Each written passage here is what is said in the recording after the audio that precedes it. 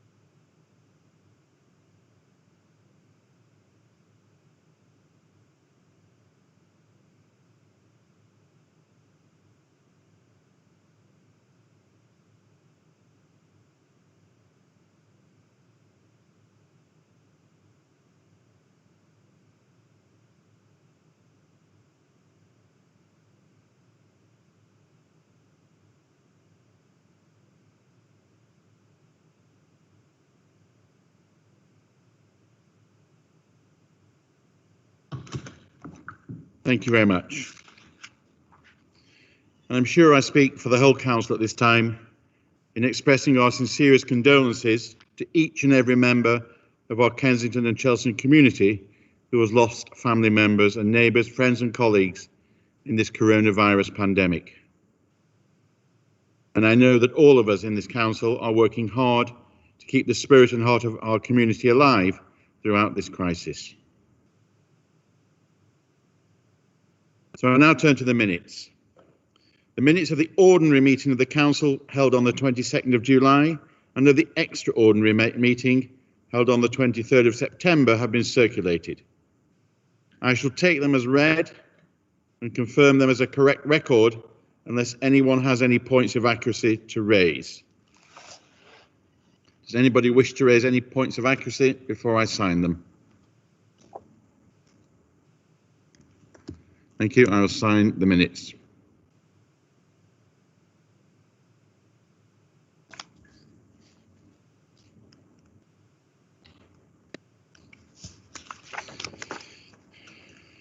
Thank you. Apologies for absence. I now ask the Chief Executive to report any apologies for absence or lateness from this virtual meeting.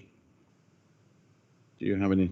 No. I have received apologies from Councillor Thaxter and apologies from Councillor Press. Do we have any other apologies? Okay, so I'm now going to move to reading out a full list of members to ascertain attendance at this meeting.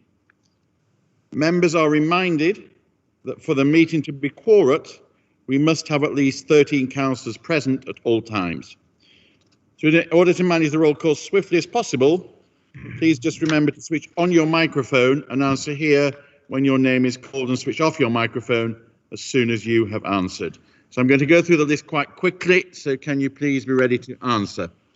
Councillor Addenbrook. Here, Mr. Mayor. Councillor Dorian. Here, Mr. Mayor. Councillor Ali. Here, Mr. Mayor. Councillor Retty. Present, Mr. Mayor. Councillor Atkinson. Here, Mr. Mayor. Councillor Bakhtiar. Here, Mr. Mayor. Councillor Bennett. Here, Mr. Mayor. Councillor Bennett, Beryl Cox. Here, Mr. Mayor. Councillor Blakeman. Here. Councillor Campbell. Here. Councillor Chowan. Here. Councillor Siren. Here. Councillor Dent Code. Here. Councillor El Nagi. Here, Mr. Mayor. Councillor Evans. Here, Mr. Mayor. Councillor Folkes. Here, Mr. Mayor. Councillor Freeman. Here, Mr. Mayor. Councillor Hammond. Here, Mr. Mayor. Councillor Healy. Here, Mr. Mayor. Councillor Henderson. Here, Mr. Mayor. Councillor Husband. Councillor Husband. Gone. Councillor Idris. Present, Mr. Mayor. Councillor Jackson. Here, Mr. Mayor. Councillor Kamali. Here, Mr. Mayor. Councillor Lowry. Here, Mr. Mayor. Councillor Lindsay. Here, Mr. Mayor. Councillor Marshall. Councillor Marshall. Councillor Mason. Here. Councillor McVeigh. Here, Mr. Councillor Mayor. McVeigh, yeah. Councillor Mills. Present, Mr. Mayor. Councillor Niall. Here, Mr. Mayor. Councillor Connor. Here, Mr. Mayor. Councillor Palmer. Here, Mr. Mayor. Councillor Pascal. Here, Mr. Mayor. Councillor Rendell. Here. Councillor Rossi. Here, Mr. Mayor. Councillor Round. Here, Mr. Mayor. Councillor Smetterling. Here, Mr. Mayor. Councillor Spalding. Mayor. Councillor Spalding. Here, Mr. Mayor. Councillor Taylor Smith. Here, Mr. Mayor. Councillor Thalasides. Here, Mr. Mayor. Councillor Wade. Here, Mr. Mayor. Councillor Wason. Here, Mr. Mayor. Councillor Wheel. Present. Councillor Will. Here, Mr. Mayor. Councillor Williams. Present, Mr. Mayor. Councillor Woodger. Here, Mr. Mayor. Thank you very much indeed.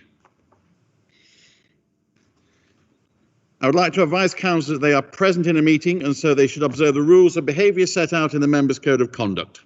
Councillors are also reminded to declare any disclosable pecuniary interest in any matter before the council this evening and to leave the meeting before such a matter is considered. Are there any such declarations? Thank you. Item number 4, public contributions. This evening we will be voting up to an hour for public contributions. These contributions were invited via the council's website. I will read the submissions and then ask the lead members to respond. And then the spokesperson for the minority party will also be given the opportunity to respond. The first question is for Aika Anya. How many people have held the position of Director of Public Health since 2013 in any capacity, interim, acting or substantial, and why?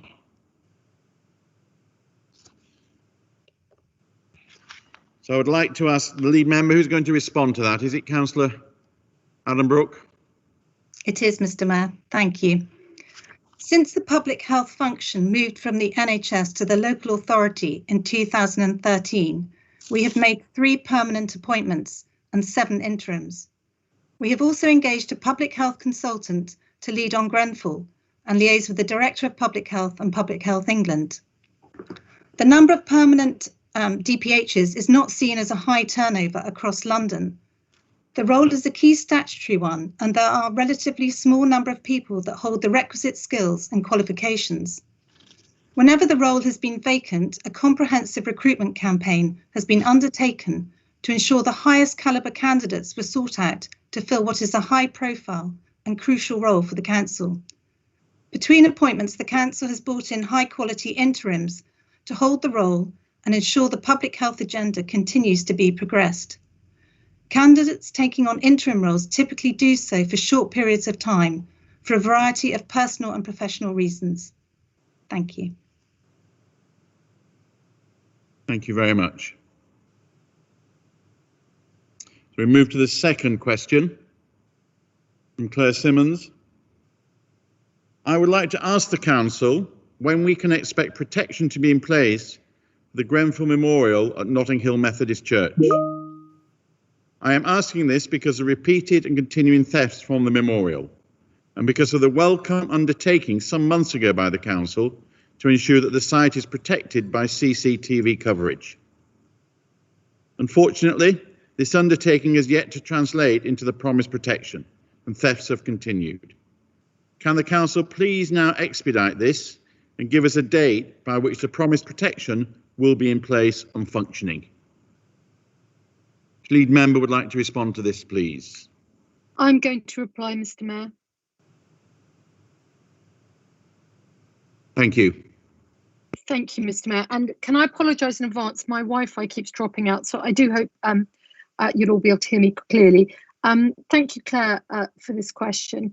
I appreciate this is a very sensitive and upsetting issue, and I know Anne has been, Councillor Siren has been leading on this. But in direct response regarding the CCTV, I can confirm that 13 new CCTV cameras for both the interior and exterior of the Notting Hill Methodist Church will be put in. This will include 7 interior and 6 exterior CCTV cameras linked to a web-based monitoring system. The exterior CCTV cameras will cover the courtyard and bench where the memorial items are located. The police have confirmed that they will include the area in their patrol plan. The cameras will be installed along with public signage in early November. Thank you. Thank you very much. And I do apologise. I forgot to ask the opposition to make a response to question 1. So let me ask the opposition now to make a response to question 2 while we're still discussing it, and then we'll go back to question 1. I do apologise. So who's going to respond for Claire's question? It's Councillor Blakeman. Thank you. Nottingdale Ward. Yes, the memorial was set up at the Methodist Church just after the fire, and last year has seen an excessive amount of vandalism and thefts of all the mementos there. And this culminated in the disappearance of almost all memorial objects. This is a gross insult to the 72 who died, the bereaved families, the survivors, and also the wider Grenfell community who created this memorial. I was very pleased to hear Councillor Will's response, better late than never. And if we need to have any progress on this matter, I would be quite happy to arrange a socially distanced outdoor meeting between myself, the Minister, and Councillor Siren and Councillor Will and Claire if necessary. Thank you for that, Councillor Bateman. So can we go back to question 1? And again, my apologies. Who from the opposition group are going to talk about public health directors? I will, Mr. Mayor. Councillor Atkinson. Thank you very much. I'm sorry, Councillor Atkinson. I moved on. Yes, I can see your enthusiasm to get through the agenda. Mr. Mayor, we don't agree that there has been a slow turnover or an unexceptional turnover of directors of public health. I think in the short time that we have actually had responsibility for public health shared with the health authority, to lose 3 members of staff, I think is beyond an accident, and beyond the joke about carelessness. I think part of this is that when we got this new responsibility, the attitude of the council at the time was, oh goody, the NHS has got lots of money, let's treat it as a cash cow. So, I mean, in that respect, it didn't really surprise me that some people were not prepared to stay. And I think now that the money isn't there anymore, and that indeed in this particular borough there are additional responsibilities for public health, we do need to take it very seriously. And I really think that perhaps we should, as my father used to say, look inwards and perhaps find out why there has been such a high turnover, and endeavour to make our very important public health officers give them the resources and the attention and the clout that they require. Thank you, Mr. Mayor. Thank you, Councillor Atkinson. So can we now move on to question 3 by Laura Burns. Residents in Ormond Gate and across Chelsea and Knightsbridge are being kept awake by the sound of revving supercars. They're often modified engines and souped up vehicles. I heard about the council's acoustic camera pilot on BBC News and wanted to know how the borough is enforcing against noisy vehicles and if there are plans to install more cameras. Who's responding for this from the leadership team? Yeah, could I, Mr. Mayor? Yeah. Yeah, Mr. Mayor and Laura, thank you for your question. Since my appointment as lead member and working together with leadership, majority group colleagues, and also most of all the brilliant ward councillors in Brompton and Handstown, we have really stepped up efforts to get rid of speedsters and soundsters on Sloane Street and the surrounding area.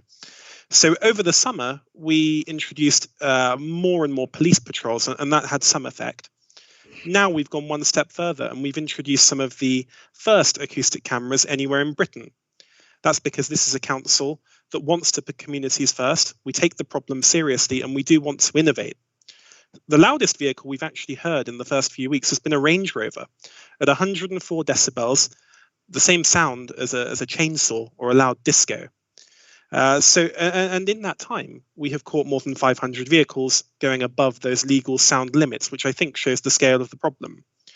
Now, we know that the overwhelming majority of people who visit and explore Kensington and Chelsea do so in a way that's responsible and sensitive to local people.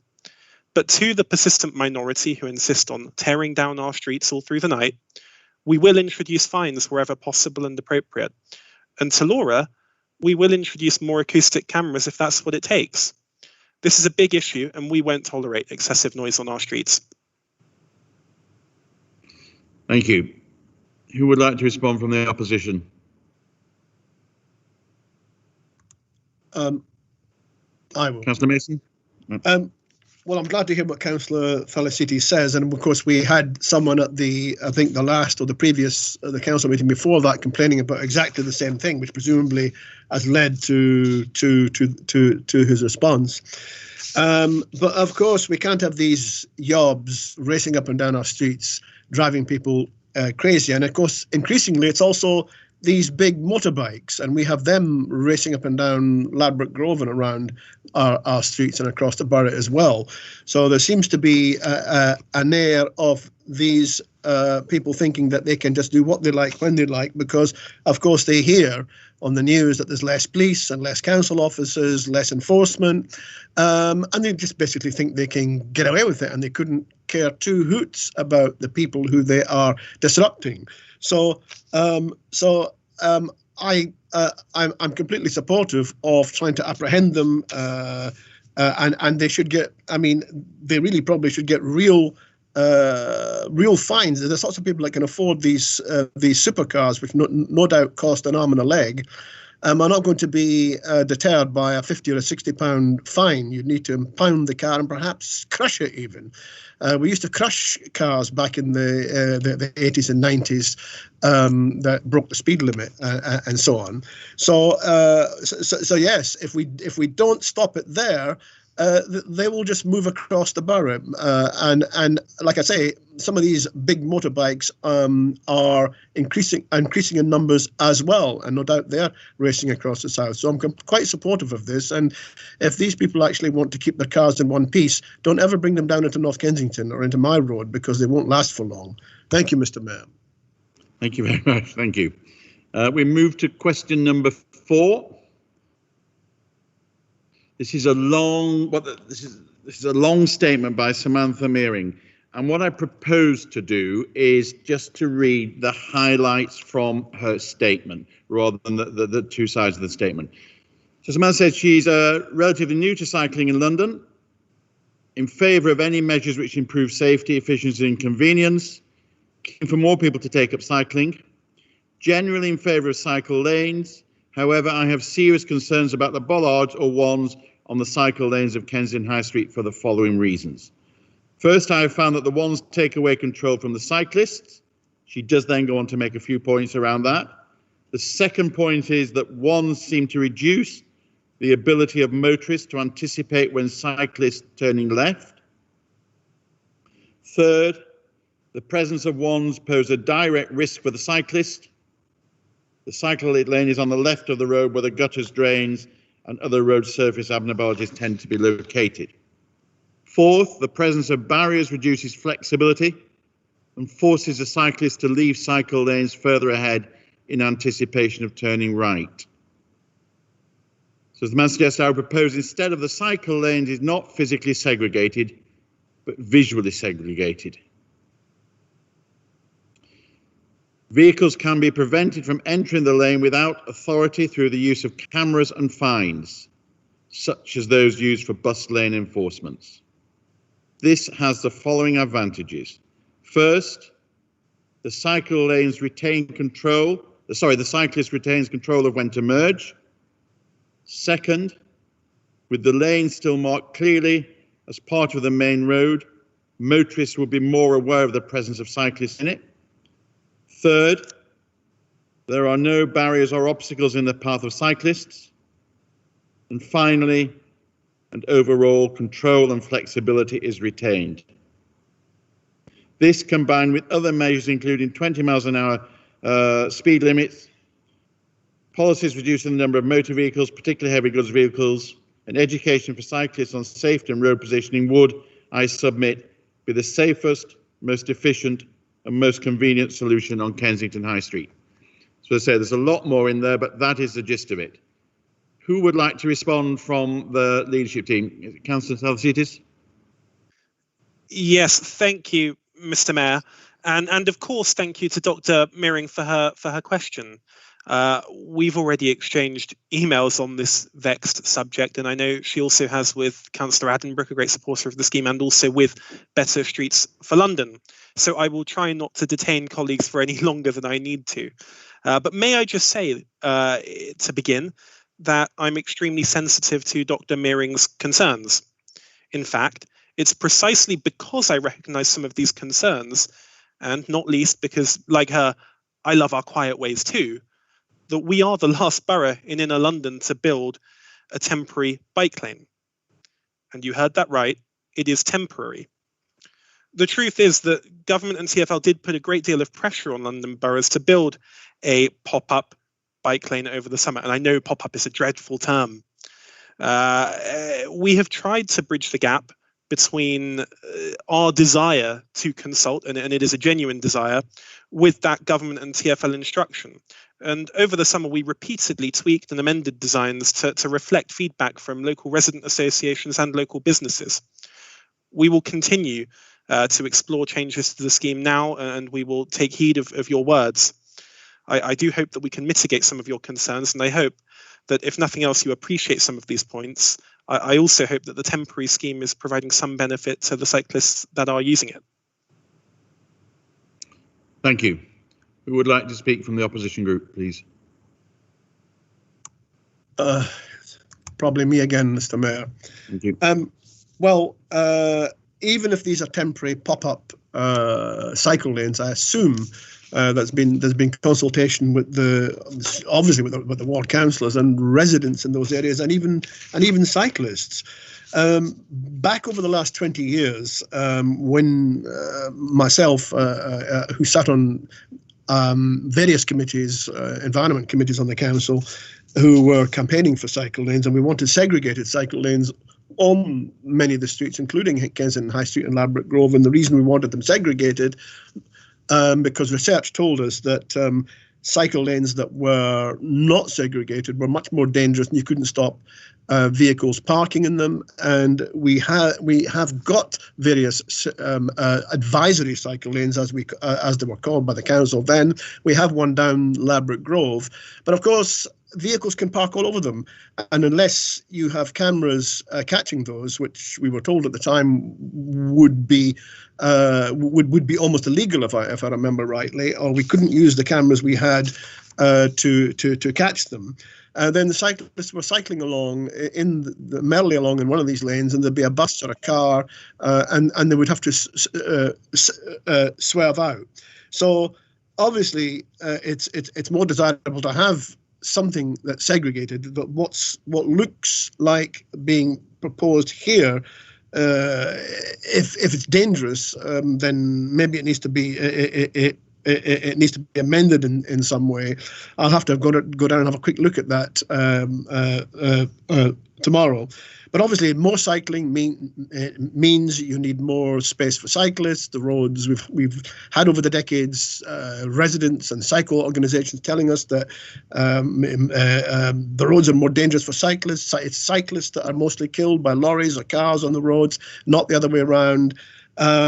And this is why the regime of cycle lanes and all sorts of other cycle-friendly measures have been brought in, and many of us thought that we should redesign the road space. In fact, at least from 2 decades ago, that we should have more pedestrianised areas that cyclists can use, and that we should actually pedestrianise or partly pedestrianise more of the roads on the basis of the people that actually use the vehicles on the roads. We have massive, almost through motorways in this borough, through Notting Hill Gate, down Cromwell Road and up Ladbroke Grove, and we've got masses of vehicles pouring through these roads that don't stop here, they don't buy anything here, but they are a danger to cyclists. So we need to do something to segregate in some way, unless we divvy up the road space between the different users who use them. Or we're going to have to produce some kind of segregated cycle lanes, because unless cameras are going to catch these drivers and find them, they will just be parked. They will be parked. And so I'm supportive of us trying to find some way to make them usable. And if they're pop-up, then maybe we can make them at some point permanent with residents' support, of course. Okay. Thank you, Mr. Mayor. Thank you very much indeed. That's the end of public questions. So we now move on to item number 5, petitions. Do members have any petitions to present?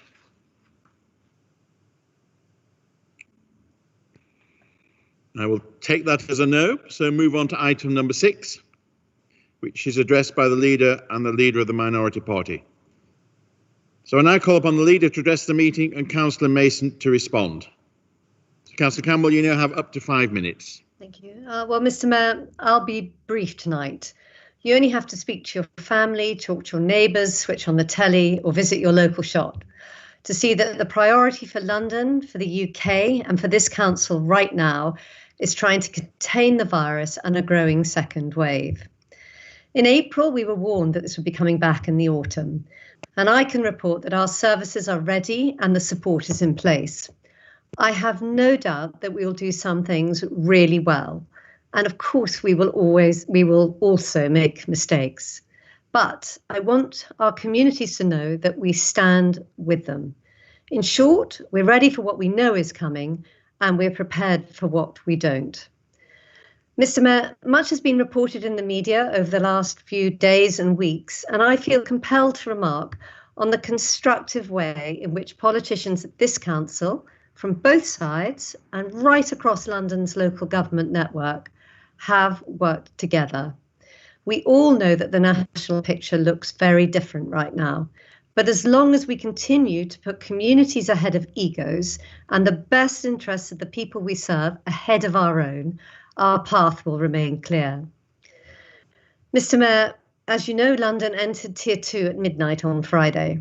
It is an absolute hammer blow for many, for people that need support and for the economy on which so many jobs rely. However, all local leaders agreed that it was necessary. The case rate average for London is over 100 and rates in the capital are rising. The balance between economy and public health will continue to shift in this fashion, and that my hope is that this latest intervention becomes a short-term effort, a sprint rather than a marathon. And if we can all work together, we can reverse these trends together, and we can protect lives and protect livelihoods together. Mr. Mayor, we're now busy working to make the rules as clear as they can be and to make sure people know how to contact us for support. We have street ambassadors working with both businesses and their customers to make sure that guidelines are followed. We're readying further support for our most vulnerable. We're preparing for shielding to be reintroduced, and we're making sure that those who are self-isolating gets help. And we're doing so alongside our brilliant partners in the voluntary and charity sector. On testing, we have sites in North Kensington, Kensington, and a similar site coming in Chelsea. We have mobile sites being set up, and our local contact tracing is already returning some of the best ratios in London. We've improved active travel transport options such as cycleways. We're encouraging the use of face masks, deploying friendly enforcement across the borough and working with the police. We are doing all we can, and I believe the majority of our residents and businesses are doing all they can too.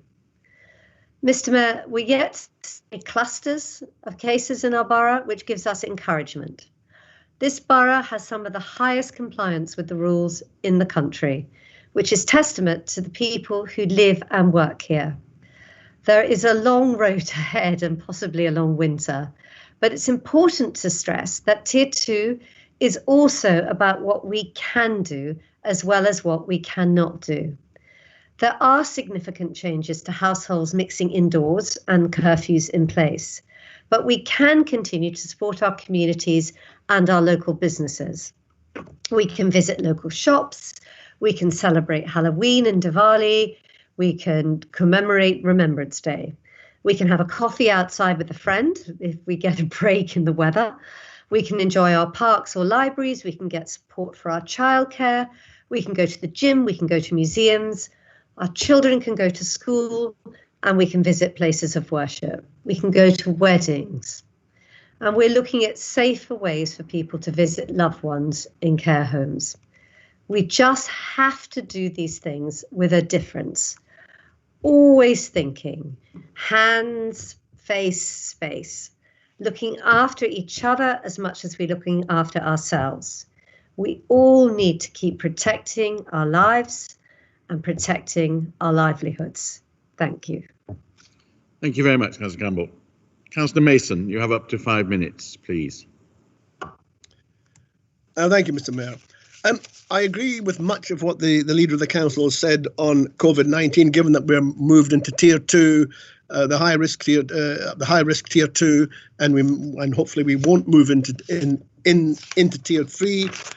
It is a hammer blow for residents and for businesses, and unless the government coughs up yet more support, then I suspect that our people are going to many of us are going to be destitute. There'll be bigger lines at food banks, and more businesses will go to the wall, which we'll revisit later. But I thought she might have mentioned what's going on at the Grenfell inquiry, which of course is of big interest to the people of North Kensington.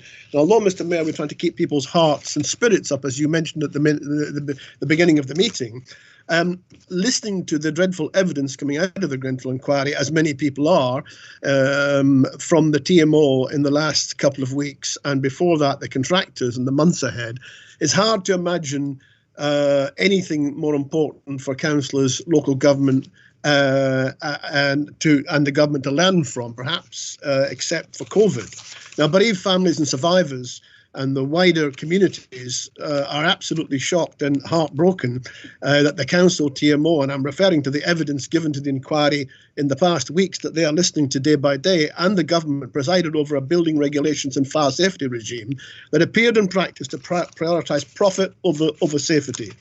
A regime, as they have heard, staffed by a plethora of officers and professionals, mostly unqualified or appear to be unqualified, mostly incompetent, who corrupted the procurement process, breached procurement law, failed to keep adequate records of work that they did, and destroyed evidence.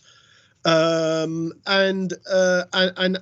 should have been handed to the inquiry, and operated behind a veil of secrecy, treating residents and councillors who questioned them in contempt. That's what we have heard at the inquiry, and I've heard it said many times at council meetings that we must learn the lessons of Grenfell, but it seems that the only thing that we and governments ever learn is that we never learn, Mr. Mayor.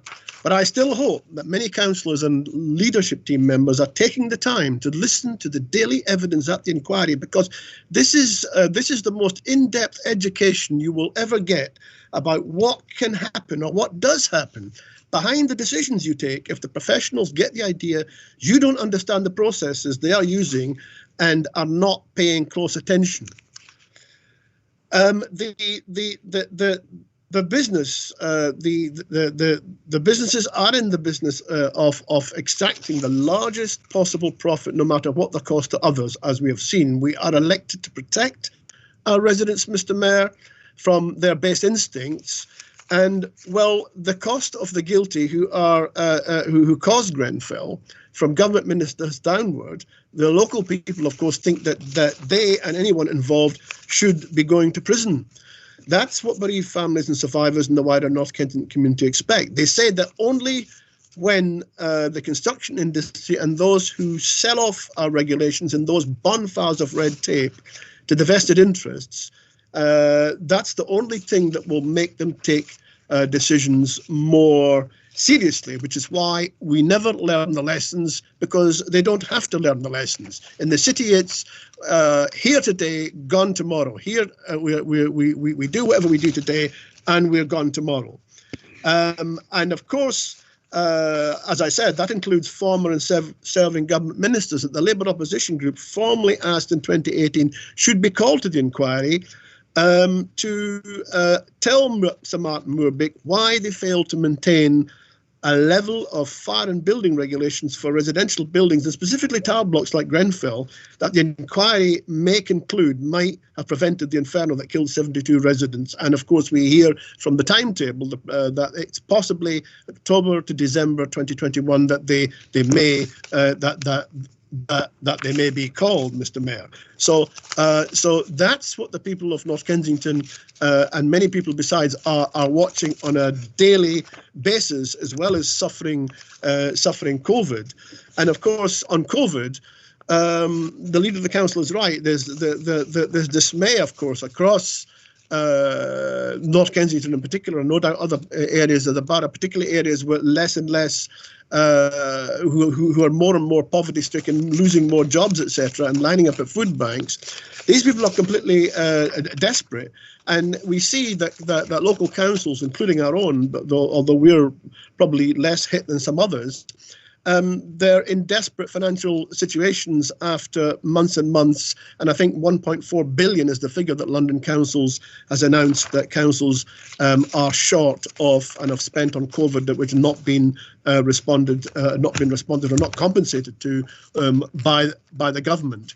On test and trace, of course, it was always absolutely crazy that the government should think that this could be handled centrally, when we know that this council, for example, is running its own test and trace system now, and we're probably doing it at a fraction of the cost that the government has spent. And I don't know if I'm running out of time. To wind up, please. So we've some way to go on COVID, no matter how bad it is for us. I hope the leader of the council, we did ask her last time, has made more repeated representations to the government about getting some of that 26 million that we are short back.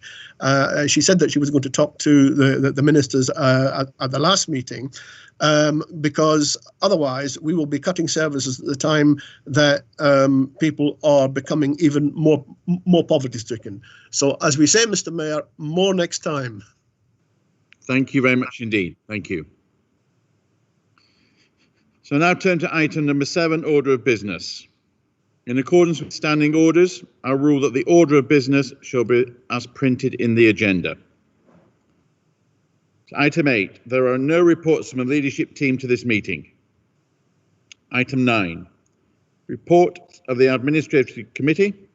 I call upon the leader to move the reception of the report, and Councillor Kamali to second it. Leader? I'd like to move it, Mr. Mayor. Thank you. I beg to second, Mr. Mayor. So I'd like to call paragraph 1, amendments to the contract regulations. Do any members wish to speak to this? Councillor Campbell, do you wish to speak to this? No, Mr. Mayor. I do, Mr. Mayor. Councillor Mason? Yeah, well, I'm hoping that these amendments to the contract regulations subsumed into the council's procurement code as it is will further strengthen the way procurement and commissioning is carried out on a one borough or by borough with Westminster basis. And certainly it's an improvement on the not fit for purpose procurement strategy scrutinised by the former Executive and Corporate Services Scrutiny Committee working group chaired by former Councillor Andy Rinker, who was, of course, a Conservative member of the committee that reported in September 2016 and that I sat on, and I think Councillor Dentcourt did as well. So at the Administration Committee, I raised the issue of small and medium-sized enterprises and groups like the Notting Hill Social Council contract bidding access. They talked about getting access to that and having difficulty because some of these small groups gave evidence to the procurement working group back in 2016 saying the system didn't allow them to compete and that it was unfair. Now, the present code talks about providing better opportunities for small groups, but I'm not at all convinced that it's more than an aspiration at present, as written on the paper. I also mentioned that whilst it may be faster and cheaper, Mr. Mayor, at the procurement and commissioning specification stage to bolt services going to contract onto a pre-competed framework at Westminster, for example, we need to make sure we and therefore our residents are not disadvantaged by already embedded clauses we have to accept as a condition. And as we identified at procurement scrutiny, the officers doing the procurement work need to know which procurement code they should be operating to when negotiating by-borough contracts, ours or Westminster's, or that of any other authority, because when we did the procurement scrutiny back in 2016, they were making up as they went along. Now, Dame Judith Hackett, who carried out the review of building regulations after the Grenfell Tower fire atrocity and declared them not fit for purpose in 2018, subsequently said that the Building Safety Bill going through Parliament may well propose desperately needed reforms, but it is a change of culture that is needed in the construction and developer industry to make any reforms work in practice. And so the reason I mentioned that is, and we can see from the dreadful evidence that I mentioned earlier from the inquiry, the same goes for procurement. Any process can be corrupted where money is the prime motivator, Mr. Mayor, where regulations are weak and where there's a culture of collusion, perhaps by junior employees down the chain of command who don't want to be blacklisted or sacked if they complain, or superiors, or if you become a whistleblower. So we need a new culture in procurement, as elsewhere, because there's a tendency of some procurement negotiators to see themselves operating in a cosy elitist bubble of major companies with residents in small and medium-sized businesses seen as of little consequences. One of the recommendations of the former Executive and Corporate Scrutiny Committee made was for continuous scrutiny of how the procurement process is working. This will keep officers on a state of alert and may even teach scrutiny councillors and even some of the leadership team members how the nuts and bolts of procurement works in practice. And that's going to be very important, Mr. Mayor. Unless you know how the procurement code is being applied to a contract, you're not doing proper scrutiny. Anyone who thinks they can leave this up to the paid professionals was, I hope, listening to the TMO's evidence at the Grenfell inquiry last week. So, Mr. Mayor, all I'm saying here is that that last point is members of the council need to understand how scrutiny as finance, but procurement in this case works, because they're going to be making decisions at committees based on a system, a process they may not understand, and they need to understand how that works so they don't cause problems of accidents or disasters. But it costs us money. I discovered a 9 million hole back in 2016 because of procurement, failed procurements or flawed procurements, because members of the council and even leadership team members at that time didn't understand what it was they were signing up to. So this may be a dry, not very sexy document, but it's important, Mr. Mayor. Thank you. Thank you. Thank you very much. Councillor Campbell, you have the right to sum up if you wish to before we go to the recommendations. I would just like to agree with Councillor Mason that, yes, it is a very important document. Yes, Lead Member Councillor Mary Wheel is all over this. And yes, we do indeed need proper scrutiny. And yes, our culture has changed. So that's all I have to say. Thank you very much. So I would ask members, is the recommendations at para 1.2 adopted? Agreed. Agreed. Thank you very much. So we now call paragraph 2, other changes to the Constitution. Don't worry, they can't hear. Would any member wish to speak to this, please? Somebody's got their microphone on and we're hearing background discussions. Would any member like to speak to para 2, which is changes to the Council standing order of respective questions to lead members? No, we agree with this, Mr. Mayor. Okay. Mr. Mayor. Yes. This is Doris Schmetterling. I've just a question, actually, if I may, because I. Who is speaking, please? This is Doris Schmetterling. This is Councillor Doris Schmetterling. Yeah. Can you? I've just brought the microphone down as well from my. Question is, it's a question more to this. What happens when the bill runs out at the end of September next year? What do we do with the changes to the Constitution?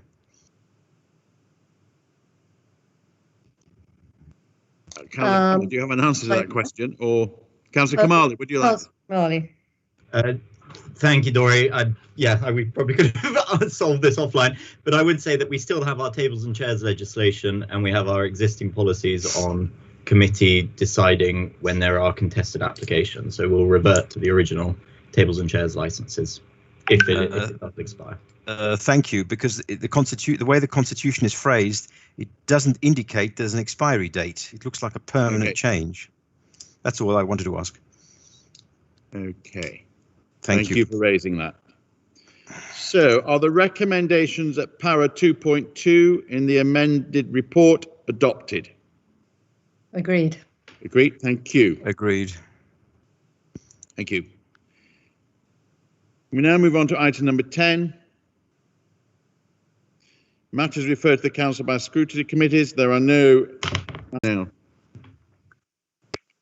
Thank you, Mr. Mayor. The question is to the lead member for Family and Children Services, Councillor Randall. I would like to know what provision this council has offered to disadvantaged school children so they can have internet access and be provided with digital devices to support their education and learning. What kind of liaison has been conducted by Family and Children Services with the schools to make sure that they have contacted all parents and checked on the most vulnerable to provide them with adequate support? Thank you. Councillor Randall, would you like to respond, please? Thank you, Mr. Mayor. Yes, thank you. I'd like to thank Councillor Niall for her question. She's been flying the flag for her residents on this issue, and as the Labour spokesman for FCS, she has certainly kept the pressure on me to do the best we possibly can in this scenario over the past few months. I confirm that all vulnerable children have been issued with a laptop, either through repurposed council laptops or via the Department for Education's Get Help with Technology scheme. Since June, we have given 417 computers to our most vulnerable families who need it, along with 4G wireless routers. In terms of liaison, schools have been working directly with the council's early help team, as well as the lead advisor and support service provided through the school standards team. The weekly schools bulletin has also provided information about best practice in relation to how schools and parents can get in contact, to online learning, and again, offering support for the most vulnerable who need digital access. Thank you. Councillor Now, you can ask a supplementary question if you wish. Would you like to ask a supplementary question? Thank you, Mr. Mayor. I just have a follow-up and statement to say. Thank you. We have been working on many cases of families who have not been contacted by their schools to help them access additional support needed. And no adequate distribution of digital devices have been made to those in need for their children online learning, particularly those families in low income and lone parents who are struggling in tough and very challenging circumstances. Why they have not been told to contact charities, they have been told to contact charities when they approach the council, and why did their schools, in some cases, never contacted them to offer help and support.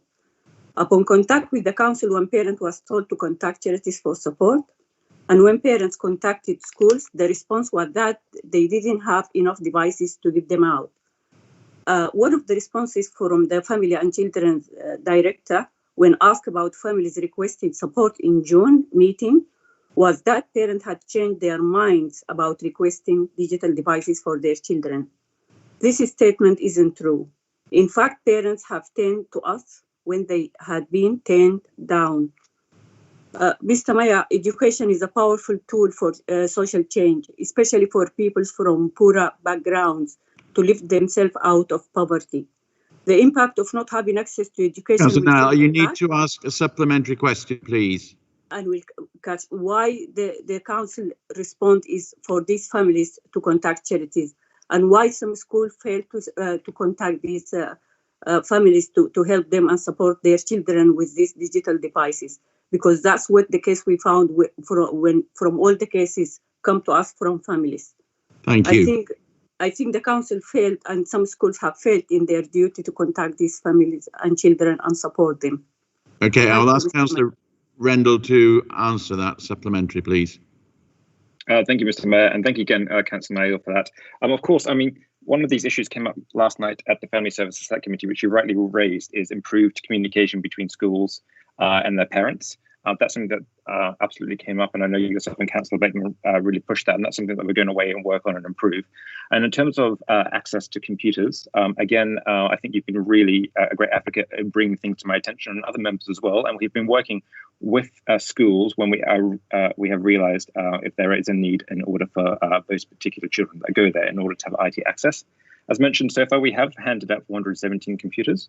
We're actually in the process at the moment as a council of reviewing our policy in that as well in order to get as many computers out as possible for the most vulnerable. That is, again, repurposed council computers that we're trying to utilise, and we're trying to also explore other avenues that we could promote as well through NSIL money or along those lines too. So again, I get your point about the communication between schools and parents. That's something that we're trying to address, but thank you very much for raising this question. Thank you. Thank you. Can we move on to the second question now by Councillor Blakeman? Thank you, Mr. Mayor. Again, it's a question for Councillor Rendell.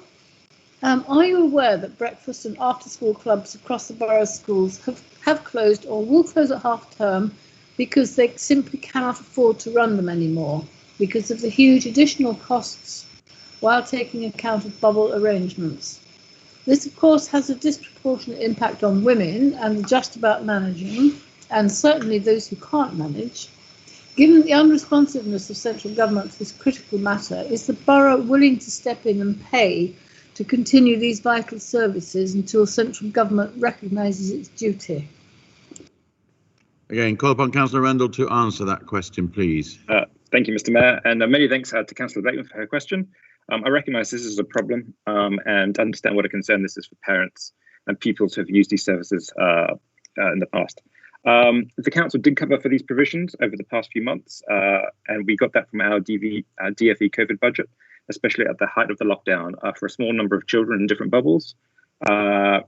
This was a time when our schools were all still open for vulnerable children, children for key workers or others who wish to attend school. However, as the school term has got back to more normality, I must say that no school has requested from the council any continuation of these provisions over the holidays. But I must say provisions are available for any vulnerable family that actually needs these services. I would also refer all members to the Family Information Services page on the RBKC website, where there's a full suite of half-term offers that are available and other clubs and whatnot that students can participate in. Thank you. Councillor Bateman, do you wish to ask a supplementary question? Yes, please. That's fine, except that some schools are charging, and therefore a lot of parents who had to drop out of attending the clubs and therefore not getting food. The government has just voted against the Labour motion in Parliament today to keep the free school meals going over the half-term and next year's holidays. I thought I heard the Leader of the Council say in her speech that every child would be looked after. And a government minister this afternoon said that there are other ways of supporting these families. And I wondered if Councillor Rendell knew what these other ways are. Councillor Randall. Thank you, Councillor Lakeman. To be honest, no, I don't know what the specifics are, but in terms of a borough, we look after any child that needs it, any vulnerable child that needs any assistance. As mentioned, these services are available, breakfast and after-school clubs, to those children who do need it, and we're able to provide that, as mentioned. In terms of other availabilities, referring to Councillor Niall's question earlier about IT and laptops, we do go out of our way to try and do the best we can. Of course, there are often, logistical challenges in terms of, and obviously resource challenges as well. And we may not always, get it 100% in terms of what the student needs, especially in terms of equipment, especially in terms of social services. Absolutely, we'll get in there involved as much as we can. We've been working with our early help team in order to see where the issues may lie, especially in this example. But as the leader said, no child in RBKC will go ignored or is ignored, and we do all our best in order to ensure that we do the best by them. Thank you. Turn to question number 3 by Councillor Atkinson, please. But to read your question. Thank you, Mr. Mayor. This too is to the lead member for adult services. Are you aware that the temporary closure of St Charles's minor injuries unit, which began in March, continues to the huge detriment of the people of North Kensington? And I'd like to know what the cabinet member has done or expects to do to ameliorate this situation, or at least publicised the continued disparities of service offered to the north of the borough compared to the south. Thank you, Mr. Mayor. Thank you. Councillor Addenbrooke, do you wish to respond? Thank you, Mr. Mayor. Councillor Atkinson, thank you for raising this. As you know, the clinic was temporarily closed as part of the NHS's response to COVID-19 within the context of a level 4 emergency and in the interest of health and safety of the patients and staff. Staff were redeployed to business critical services such as step-down beds.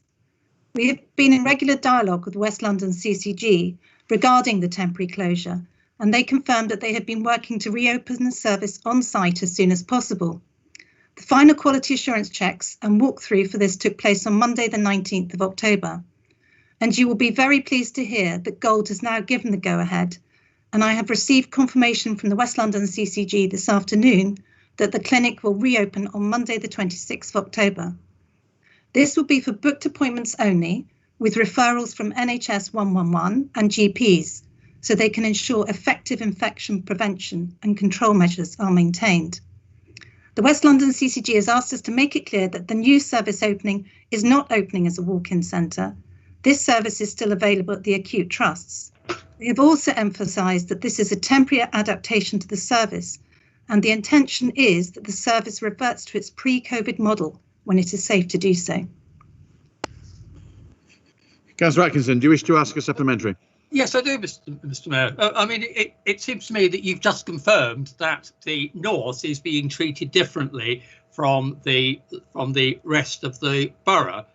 It seems to me that St Charles has always been something of a stepchild and has only actually continued and been preserved because North Kensington has fought very hard for it. It doesn't make any sense to me to have. It's not as if outside of the COVID crisis that the services provided at St Charles weren't absolutely vital. And as we're all now being reminded, people are suffering from other conditions, and that includes people in North Kensington who need the minor injuries unit. And I really want to know, is the council going to follow the example of Hammersmith and Fulham, who fought so hard to keep the Charing Cross Hospital? I very much worry that St Charles will be on the will be threatened as this thing continues. And I'd also remind the cabinet member that the Pembridge Hospice was closed on a temporary basis. A temporary basis seems to be an ever-expanding period of time to me. Closing the minor injuries unit for what amounts to 8 months is really not good enough. And the Pembridge Hospice is now being closed for what? Getting on for 2 years? Is there a question in there, Councillor Atkinson? Yes, I want to know if the council is prepared to really take a leading role in preserving the facilities of the St Charles Hospital, which are so important to North Kensington? Or are we just going to wash our hands and cry crocodile tears? Thank you very much. Councillor Addenbrooke, do you wish to respond? So, Councillor Atkinson, I totally agree with you. I think they provide a very, very valuable service, but they have to make sure that it's safe in the current climate. Now, with regards to the Pembridge Hospice, those beds have been recommissioned as step-down beds, so that anybody that's discharged from hospital that's COVID positive goes there rather than into a care home. So they're playing a really important part in the response to COVID-19. And I can assure you, I will do whatever I can to keep that hospital where it is. It provides a really good service. Thank you. Thank you. Move to question number 4 by Councillor Husband. Thank you, Mr. Mayor. Councillor Husband. My question is, amenity societies and resident associations have spoken to me about the government's planning white paper. Many agree that the Town and Country Planning Acts need updating and simplification. However, they feel that any new housing target for the Royal Borough must have regard to our particular local circumstances. And perhaps the lead member could respond. Thank you. Thank you very much. Councillor Tharcides. Thank you, Mr. Mayor, and thank you, Councillor Husband, for your question. Whilst the council recognises the need to update this out-of-date legislation, and whilst we also support government's aspirations to deliver more and crucially more social and community homes, as well as more digital planning, we do have some very serious concerns with the white paper planning for the future. We're mindful of the sector's mixed response too. The Royal Institute of British Architects, the Royal Town Planning Institute, and qualified support from the head of the Local Government Association has all been noted in this borough. Proposed housing targets would be unacceptable for Kensington and Chelsea, and we want a fundamental rethink. Proposed centralisation would make it harder for planners and the council to put communities first in the planning process in Kensington and Chelsea. So we want a fundamental rethink there too. And proposed thresholds for affordable housing would make it harder to narrow the gap in Kensington and Chelsea. So in many areas, likewise for protections against mega basements and development management, and for the proposed infrastructure levy, we are calling for a fundamental rethink. The leader and I have made this case wherever possible, including to ministers, and we will continue to lobby. Our council will fight for Kensington and Chelsea and fight to improve the white paper, which contains many admirable aspirations and some very welcome steps towards modernising the entire planning system. Thank you. Councillor Husband, do you wish to ask a supplementary question? Yes, just briefly. Councillor Tharcides, would you agree that I think any response that we as a council make to central government, I think it has to have an obvious broad base to it. So we need residents, we need to have minority party members take account of their views. And I think we also need to have discussions, I would suggest, with our members of parliament. And I think that is the way, to my mind, I would suggest that is the way in which we can manage to perhaps suggest, put pressure on the government to take account of the particularly unusual circumstances of RBKC. I don't know how you would respond to that. Thank you, Mr. Mayor. Yes, quite right, Councillor Husband. And as you say, we are trying to speak to residents across the borough. At the Environmental Select Committee last week, we heard some very helpful comments from the Kensington Society, the Chelsea Society, and also from members of the committee itself. And we've also reached out to residents across the borough and asked them what they think.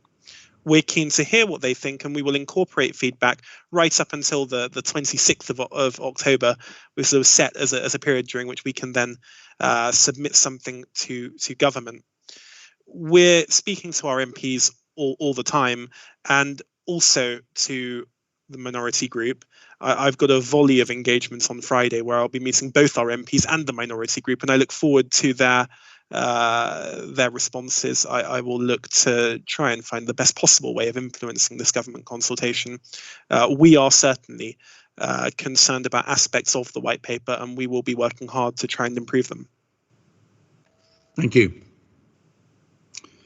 So we now move to item number 12, matters of local concern. Does any member wish to raise a matter under Standing Order 11 and speak for up to 2 minutes?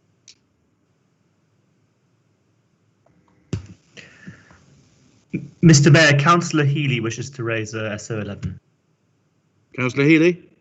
Thank you, Mr. Mayor. Yes, I want to draw attention to something that only just happened. In fact, I only knew about it on Monday, which threatens the good work that's been done to reduce antisocial behaviour in my ward. On Monday, Councillor Ali and I received a letter from Clarion Housing, which is one of the 5 landlords who have been involved in the Dalgarno Housing Alliance, stating that the alliance is going to be ended and the neighbourhood manager who was appointed by it is going to lose her job on October the 31st. Now, 5 landlords got together in 2007 to set this alliance up because of the severe antisocial behaviour problem on the estates in Dalgarno. The 5 landlords include RBKC. They acknowledge that this has been highly successful, that ASB has gone down quite dramatically, and that the neighbourhood manager, Emma Taylor, has been very much in the forefront of establishing that. And they tell us things like local residents will still have a voice because they will have their landlords' residents' involvement structures and their tenants and residents associations to rely on. Well, my casework tells me that that is not giving them a real voice. They come to Councillor Ali and myself because they are not getting any response from their landlords without intervention by us. What I am most concerned about is that if this does go ahead, it will bring back antisocial behaviour of the kind that was there 13 years ago and which has been mitigated considerably by the presence of a neighbourhood manager. A neighbourhood manager who is there 5 days a week and quite often more is more likely to improve the situation than going to a residents association, a tenants association or a landlord who don't necessarily respond as quickly. I discovered later on today that in fact, although RBKC is one of the 5 landlords involved, they have not been involved in the discussions that have led to this decision, which I think is very much a retrograde step. Housing management is going to have a meeting with Clarion, the leading housing association, to try and work out what's happening. And I would hope that the council will back the continuation of this post because it has had such an important effect on reducing antisocial behaviour in Dalgarno. Thank you, Mr. Mayor. Thank you, Councillor Healy, and I'll sure you get a response to that in accordance with Standing Order 11. Thank you. So we now move on to motions. Members will see that we have 3 motions printed in the agenda. We move to motion number 1, vaccination and immunisation. So I now call upon motion 1 and ask Councillor Chowan formally to move the motion standing in his name and Councillor Hammond formally to second. Councillor Chowan. Thank you, Mr. Mayor. I beg to move the motion. Thank you. Beg to second, sir. Okay, so Councillor Chowan, you now have up to 5 minutes to speak to your motion.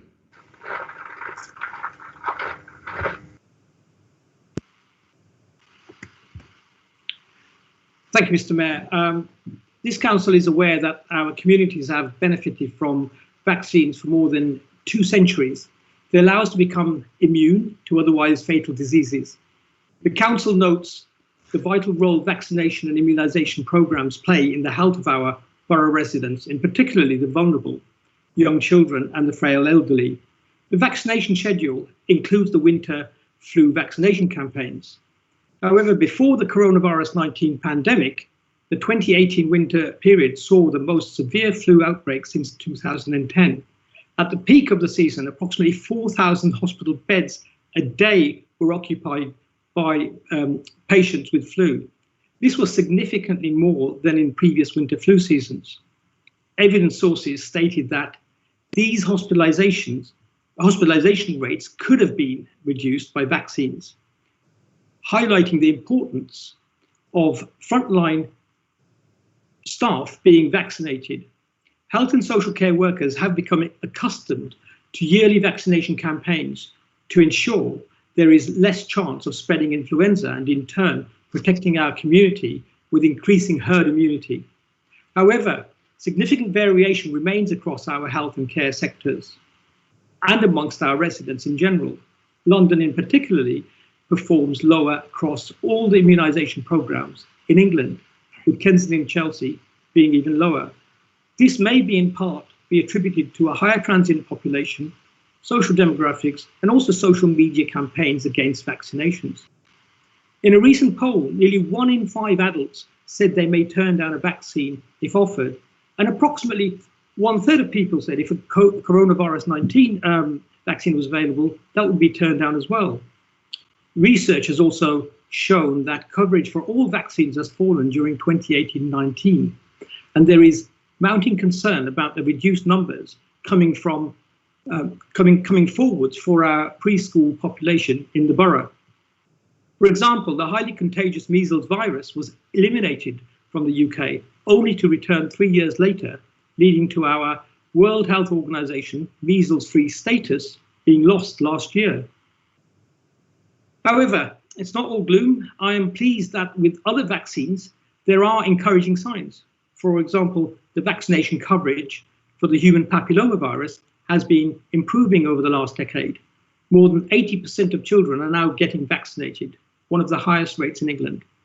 Mr. Mayor, this council notes the work carried out in support of our partners in the evolving integrated care system to increase vaccination coverage. This council supports a sustainable prevention strategy for treatable diseases. However, given all that I've mentioned, more still needs to be done to improve the uptake of vaccinations in our borough. To this end, we need firstly to ensure care home staff running flu immunisation campaigns are supported. Secondly, support easy access flu vaccination campaigns, including working with community pharmacists alongside GPs.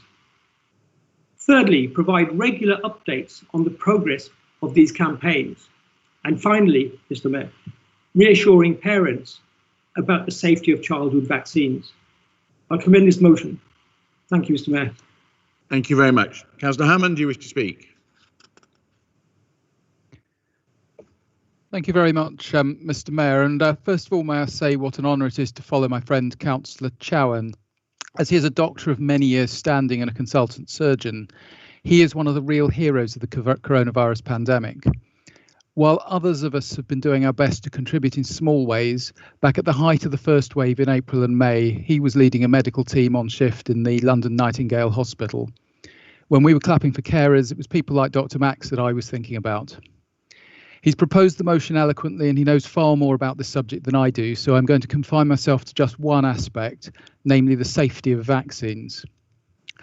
I've been involved since May as a trial subject in the Oxford University COVID vaccine trial, and I've seen at first hand the effort that's going into creating a safe vaccine. In London, the trial is being administered at the research facility at Imperial College Hospital in Hammersmith, which is where I've been going, a short walk from North Pole Road. On my first visit, after being accepted for the trial on the basis of a written questionnaire, I had one of the most thorough medical examinations of my life. And bear in mind, I've worked as RAF aircrew. I've had some fairly rigorous medical examinations in the past. The level of detail involved how many aspirin I'd taken when I had a mild headache about 3 weeks before, as well as details of any side effects I'd had from previous vaccinations. And I've had a very large number of vaccinations from all the foreign travel I've done. And the only one I've had a reaction to was anthrax, which everybody else had a reaction to as well. That was before the 2003 Iraq war. That reaction required a detailed discussion with the senior doctor, but anthrax is a unique type of vaccine and it was therefore discounted.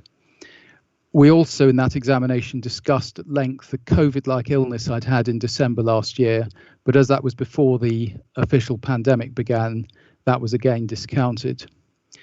So the trial COVID vaccine is an adaptation of an existing vaccine. It's not an injection of COVID-19 itself, but rather it's an artificial stimulant that's designed to get the body to create the relevant antibodies and T cells.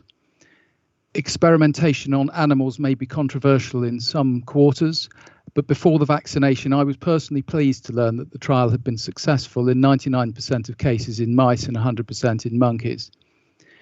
On the day of the vaccination, I had another shorter medical examination and then received the jab. There's 1,100 of us in my group, with half receiving the trial vaccine and the other half the control, which is a standard meningitis vaccine. As a trial subject, I don't know which group I'm in, and I may never know. But having received the vaccine, I was closely observed by a doctor and nurse for about 15 minutes, then put in another room with another 10 subjects for about another hour's observation by a doctor. And having had no immediate reactions, I was cleared to go home. For a week afterwards, I completed a daily diary of symptoms and reactions, including observations of temperature and what was happening at the place the needle had gone in. Within a week, this was invisible, and apart from a very mild headache the day after the vaccination, I've had no side effects. Thereafter, I've been completing a weekly diary of symptoms. I went back in a month after the vaccination to provide another blood sample, and I'm told that this first set of samples showed that the vaccine had worked in creating the antibodies and T cells it was meant to. However, I've recently been given a vaccine booster, which may be a sign that one dose has not created a sufficiently long-lasting effect, and that's not uncommon with vaccines. We shall see. I'm giving them another blood sample next month and again in January. So a couple of final points on safety, which has been rigorously followed throughout this trial. I considered the risks to be very small, but there was a possibility of an unexpected side effect. That was clearly explained but didn't materialise. Mr. Mayor, you may also have heard that the trial was paused for about 3 days last month. That was because the subject developed an unexplained neurological problem. However, there was no evidence to link this to the trial vaccine, and in such a large group of subjects, a few random illnesses can be expected. The vaccine's being created at some pace, but rigorous safety measures are still being carried out. With other vaccines, such as the flu, these have been developed over many years, and there's been plenty of time to assess their safety. They're not signed off for use until these assessments are completed, and therefore I have complete confidence from personal observation that vaccines that are offered to the public are safe. I therefore urge everybody in Borough and elsewhere to take up the vaccination opportunities that are offered, and I support this motion. Thank you, sir. Thank you very much. Councillor Dent-Coe, do you have your hand up? Do you wish to speak to this motion? Yes, I do. Thank you, Mr. Mayor. I'm more than happy to support this motion, and I do commend Councillor Dr. Chawan for his work. I have many family members working on the front line and in research, and also in Nightingale Hospital, and it's pretty grueling. I've recently been looking into adult and child health in the borough, and we have a lot to be concerned about here. I certainly take the point that Dr. Chawan's point that the take-up of HPV at 80%, it's good, but it's lower than recommended, which is 95%, and a lot of areas have far better results on that particular vaccine.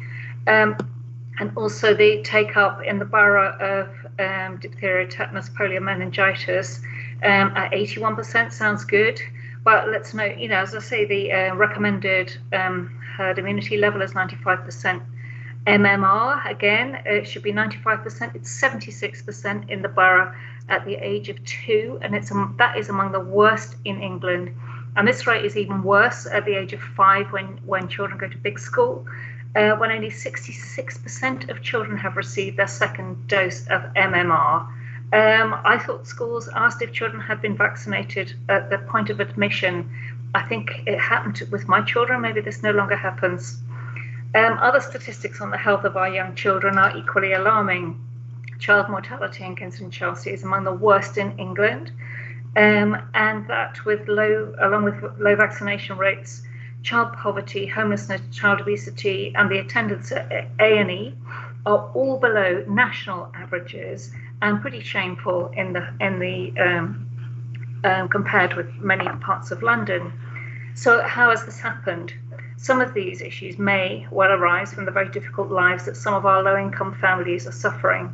And for the record, 2/3 of families living in poverty have one or both parents in full-time work.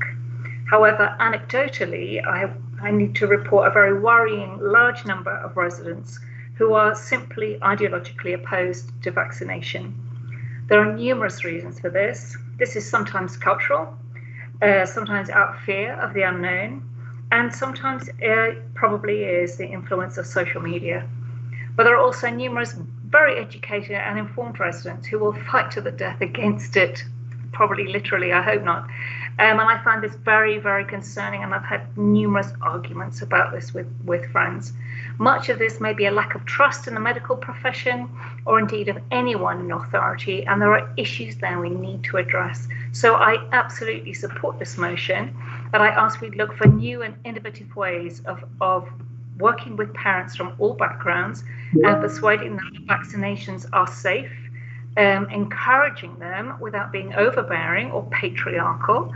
And I hope the Council and Public Health Directorate will embrace this new way of working with residents and not just telling them what to do, not working at them. I've already had my flu vaccination. I encourage anybody just to get on with it. But I have good friends who I know will refuse it, and they may suffer for that. When a COVID vaccination is ready, I'll be in the queue, and we need to lead by example. But how will we bring the others back into the fold? We really need to work on this. It's not just education. There are other things we need to think. Why people are so reticent to get vaccinated and get their children vaccinated. The statistics I quoted earlier of Public Health England's 2019 health profile for the borough and from Public Health England's child health profile published March 2020. But you can also read them in my report on inequality that was published today. Believe me, this is no time for complacency. We have a lot of work to do. With those reservations, I'm more than happy to support this motion. Thank you. Thank you very much, Councillor Netcode. I have a lot of councillors wishing to speak on this, so I'll try and get through as many as I can, but can I ask people to be succinct and brief with their comments? Councillor Evans. Thank you, Mr. Mayor. I shall be brief. I've had eloquent people speaking before me. I would like to thank Councillor Sean for a brilliant explanation and a wonderful motion, and I'm very proud of my colleague and co-councillor, Councillor Hammond. I must say I was worried I'd have to have a by-election, but he came through very well, and he was very brave, and he was stoic and very strong throughout this trial so far. Now, while vaccinations are under the auspices of the NHS, we in the council can have a tremendous effect by improving the culture around vaccinations. We need to communicate with residents, especially families and children. And the communication must be in many languages: English, Arabic, French, Albanian, Romanian, Arabic, Somali, Sudanese, Kurdi, to name a few, because this is the Royal Borough. This is who we are. We need to do a high-profile visual campaign. Attractive, cheerful posters put in supermarkets, housing estates, lifts, schools, youth clubs, theaters. We must utilize our comms team with excellent visual graphics, bright colors. This is what attracts people's attention. And this is the world we are living in.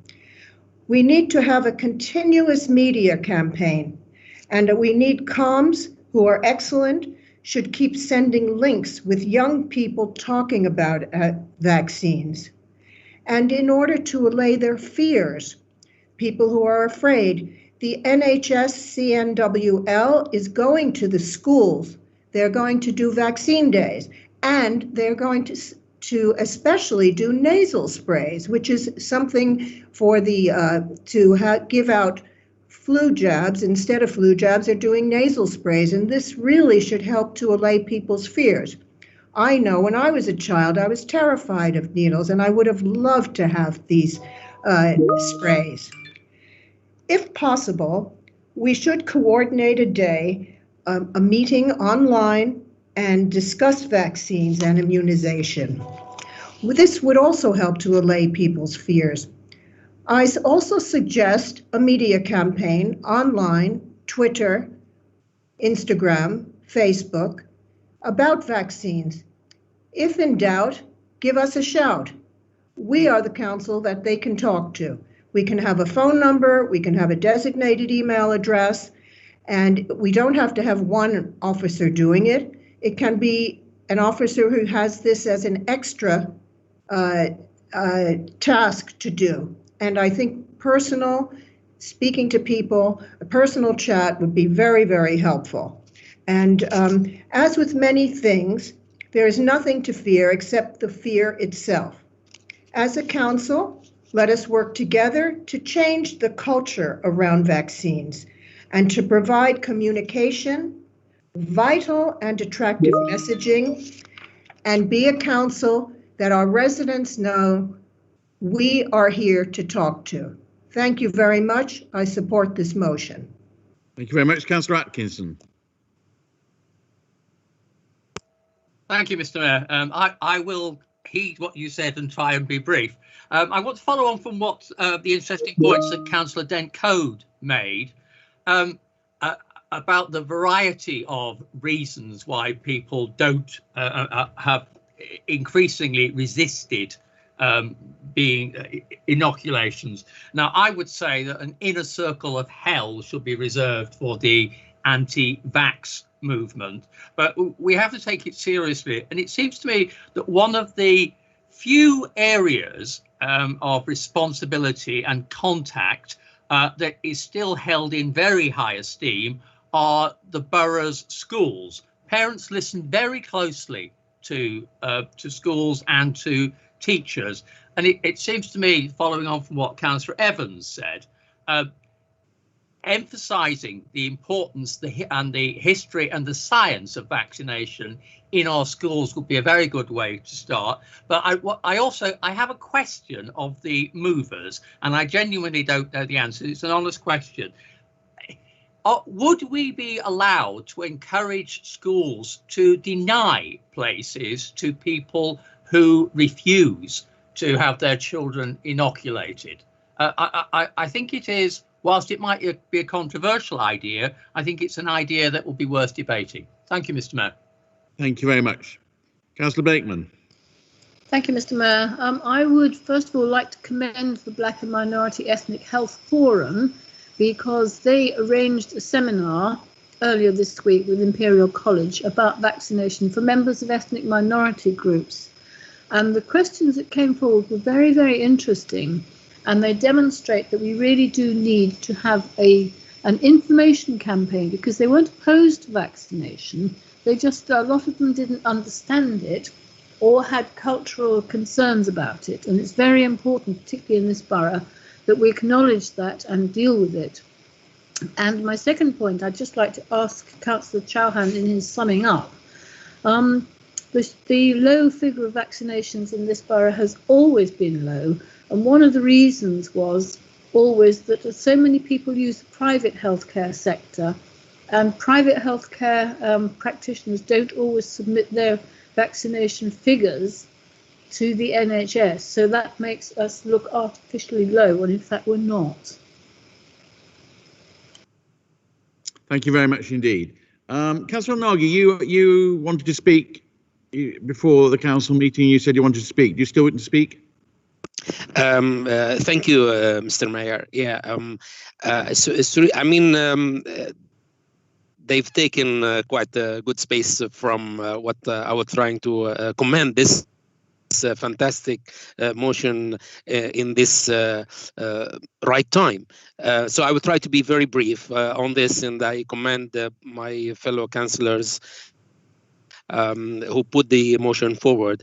Councillor Chauhan is really an excellent vice chair for the Adult Social Care and Health Select Committee, which he brought that issue of vaccination, immunization, which is very close to his heart, and the vivid example addressing the fear of vaccination given by Councillor Hammond, which it will help the campaign to take up this vaccination initiative.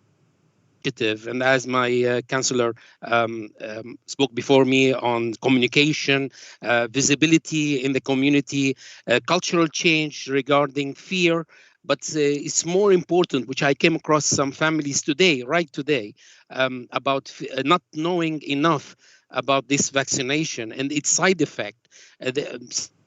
Some of them saying it might affect my children regarding autism and other side issue. But I think on our side, as a public health responsible for as a borough, is to really educate and have a visibility in the area. I would recommend like mobile units because now it's not easy really to have the people who have no access to the internet to have drop-in information centers moving around the borough. And I really see the emphasis which my colleague Councillor Evans stated very clearly regarding visibility in the community to inform and educate so we can have a higher rate of uptake. I really fully support this motion, and I hope our council will put something on the ground regarding the increase in the uptake for vaccination. Thank you, Mr. Mayor. Thank you. Councillor Will. Thank you, Mr. Mayor. I will try to be brief. Firstly, I really want to praise Councillor Chauhan for bringing this motion here tonight. This was an issue that really started to concern me about the time I gave up being lead member for FCS, and it's long overdue that we focus on it. I know that it is a priority for Councillors Rendell and Addenbrooke, and I'm sure they'll talk to that in a minute. I just really wanted to say, I think there's been lots of useful contributions. It is complex. There are multiple reasons here, and that's why it's difficult to resolve. But I agree, and I've always believed that the schools should be at the heart of any solution. And I think sometimes perhaps the health system is a little bit too bureaucratic, expecting children to come to them when we know the children are in our schools and in our nurseries. And I welcome the move to tackle the problem that way. Finally, I just wanted to say, we launched a campaign about dentistry, where there's some serious similar issues, and it's interesting how some of the problems are the same. People not being registered with a doctor or a dentist, and I commend excuse me, and I commend that to my colleagues' attention as well. But great work to everyone. Thank you. Thank you very much, Councillor Folkes.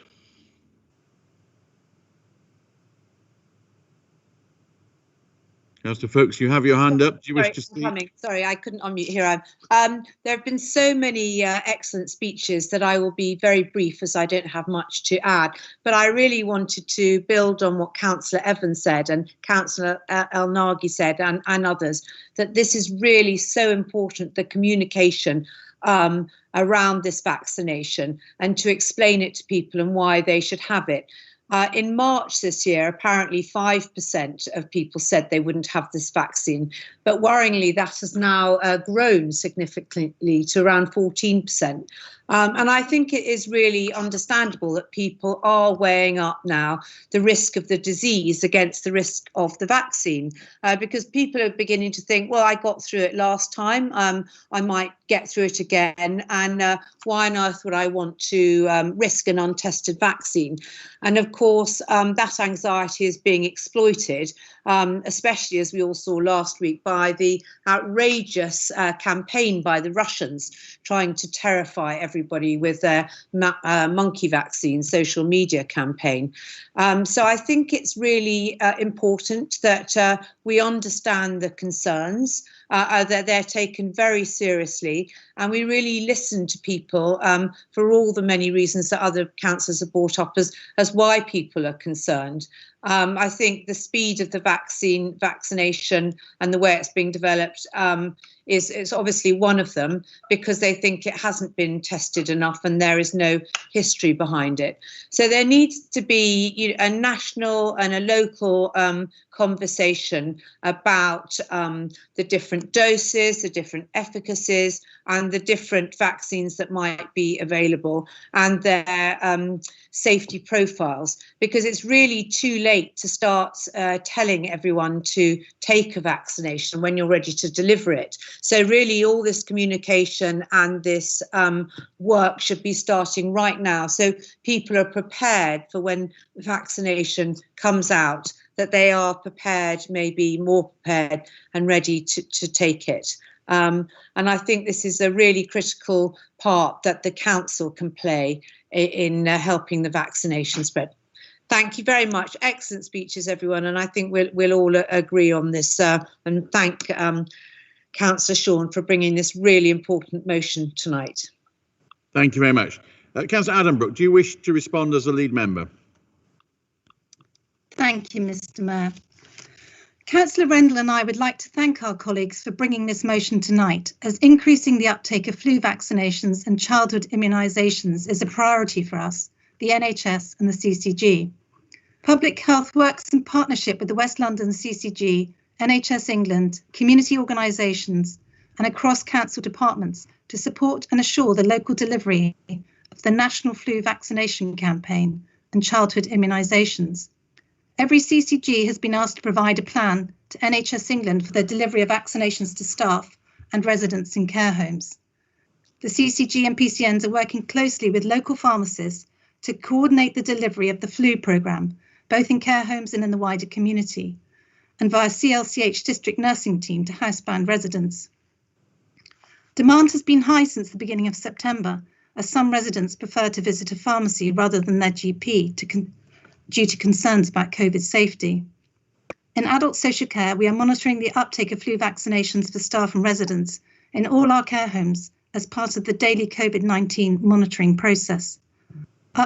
Uptake is entered into a flu tracker dashboard and is fed back fortnightly to an internal bi-borough flu working group. We have a similar flu tracker system for commissioned domiciliary care. The staff offer for Boots vouchers was launched on the 24th of September and was promoted via internal comms and service line management. And we will continue to promote the flu vaccine throughout the autumn, and a pop-up flu clinic will also be at the Town Hall in early November, prioritising our frontline staff. Vaccination of school-aged children from reception through to Year 7 is commissioned by NHS England and is delivered in schools by CNWL and will commence in our schools in mid-November. The nasal spray may not be suitable for all children, so they are offered a vaccination at their GP practice. Public Health and North West London CCGs have immunisation communications and engagement plans and work closely together to ensure that the plans and messaging are consistent. Communications are distributed via partnership bulletins, social media and other council channels. Messaging includes myth-busting, vaccine safety and reassurance that general practice is open for business and is a COVID-secure environment.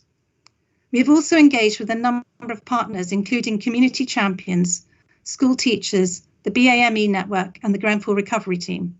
The West London CCG Communications and Engagement Lead is also working very closely with a number of volunteer organisations and charities to ensure that residents have the opportunity to understand more about flu and COVID-19, as well as raise concerns or clarify anything that they are not sure of.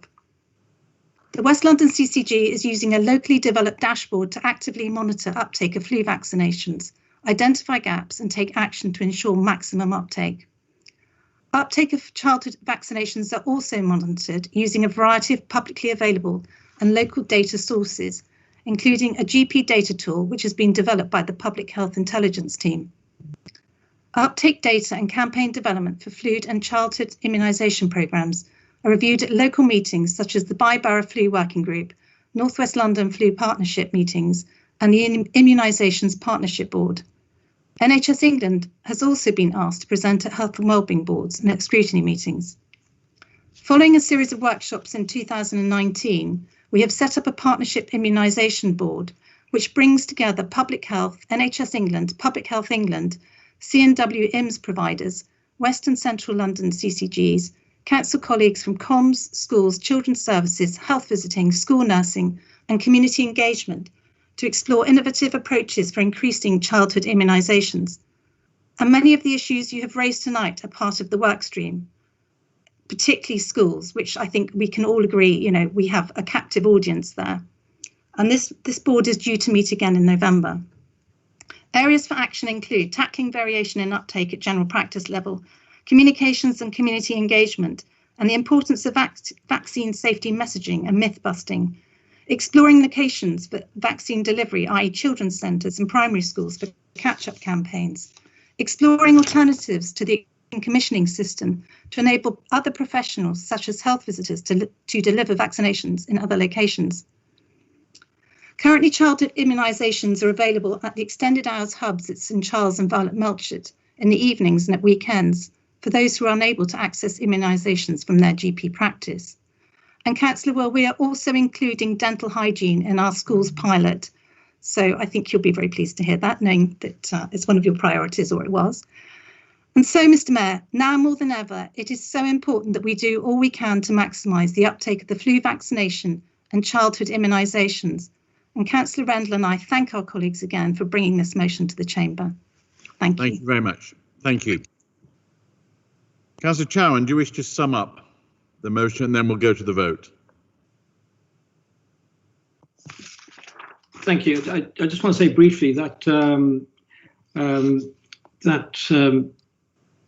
the words of Councillor Hammond and my colleagues really speak for themselves and provide a logical, timely reason for this important debate, in particularly highlighting the personal kind of safety of the vaccine that Councillor Hammond has been through.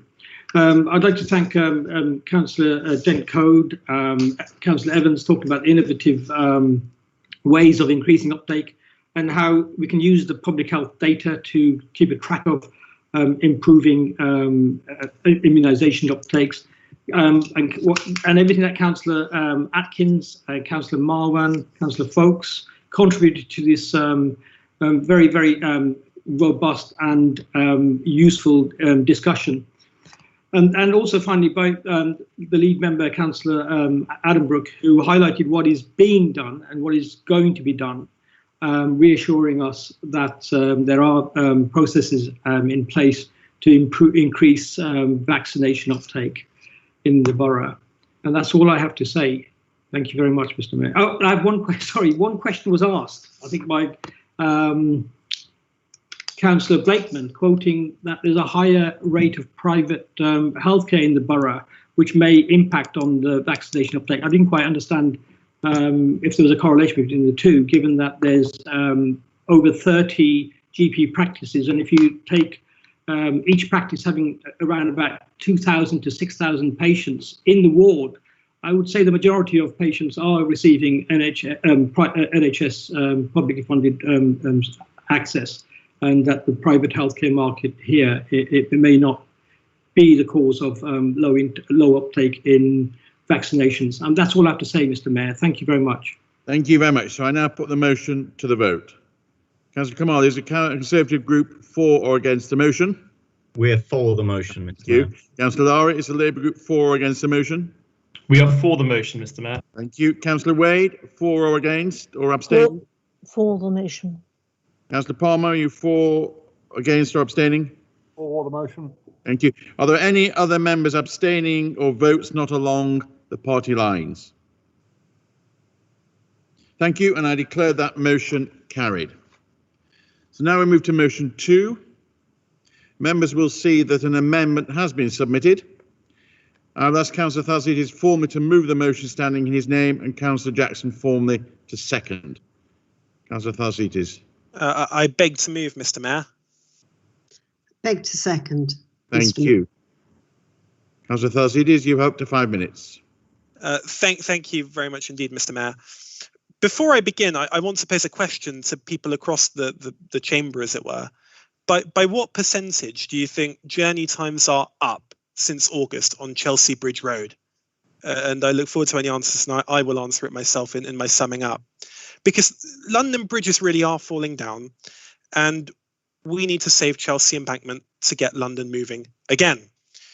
In fact, somebody I know on her birthday drove to Imperial Wharf only to find that it was the first day of this scheme. The signs had been, for the SW6 traffic scheme, had been partially shielded, and she woke up with hundreds of pounds worth of fines. I suppose that's a lesson learned. She won't revisit South Fulham for dinner or for an occasion in a hurry.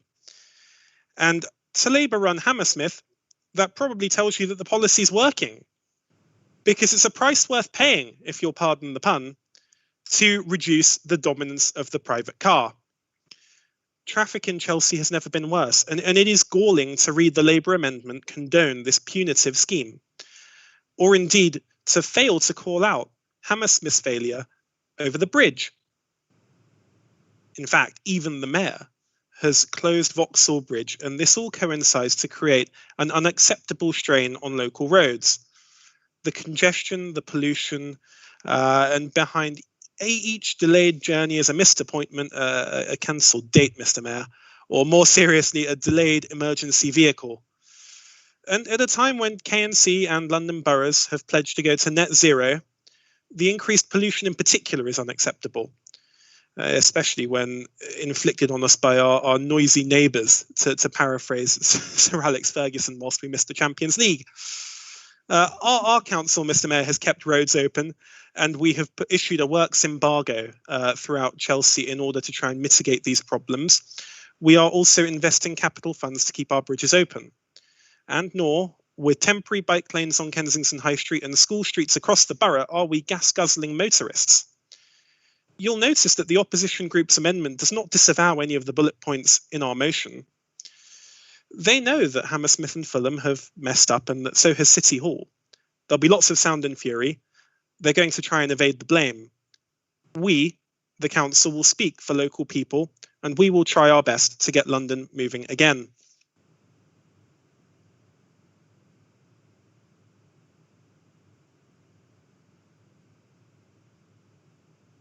Thank you, Councillor Thalsidis. Is that? Thank you. I call upon Councillor Jackson to second, please. You have up to 5 minutes to speak. Thank you, Mr. Mayor, and thank you, Councillor Thalasides. It's a great pleasure to follow you. Traffic in Chelsea caused by TfL and the borough of Hammersmith and Fulham is a complete disgrace, and our roads are rammed with traffic. You can't move. Residents' travel times have shot up from 10 minutes to an hour. And Hammersmith Bridge is indefinitely closed with no reopening date. Vauxhall Bridge is closed. Wandsworth Bridge is half closed. Everyone's trying to cross the river at Chelsea and Albert Bridges. And TfL have abandoned about 100,000 daily commuters. Hammersmith Bridge is a disaster, not just for cars, cyclists, drivers, buses and boats, but botched even for pedestrians. And there's a history of structural issues here. In 2016, the Hammersmith and Fulham Council promised to make the bridge fit for public purpose. And in 2019, they promised to restore the bridge again. It was left to crumble.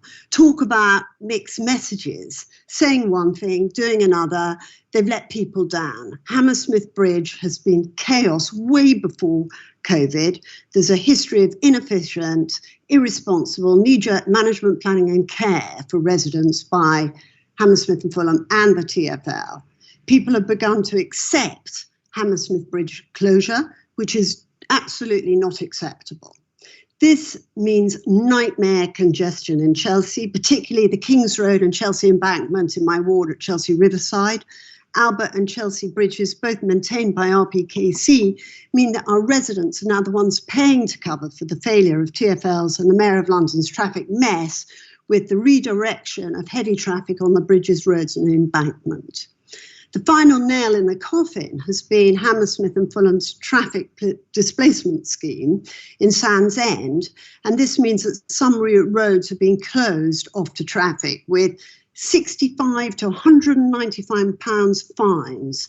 Yet there has been no warning letters to Chelsea residents. The scheme's been ineffectively introduced. Chelsea residents have now been caught out badly. The only warning of these closed-off roads was small signs, and if the goal was to keep people off the roads, the Hammersmith and Fulham Council would need to put up obvious signs, similar to flashing speed limits or bollards or posts, rather than discreetly placed signs that people simply don't see. Hammersmith and Fulham have continually boasted about their low council tax, but in reality, they're fleecing drivers and taking money from Chelsea residents by targeting closure of border roads between the two boroughs. This scheme has displaced faster flowing traffic onto miles of smog-clogged, polluted, narrow high streets, such as the King's Road in Chelsea, and traffic flow just doesn't exist. Traffic is now at a standstill.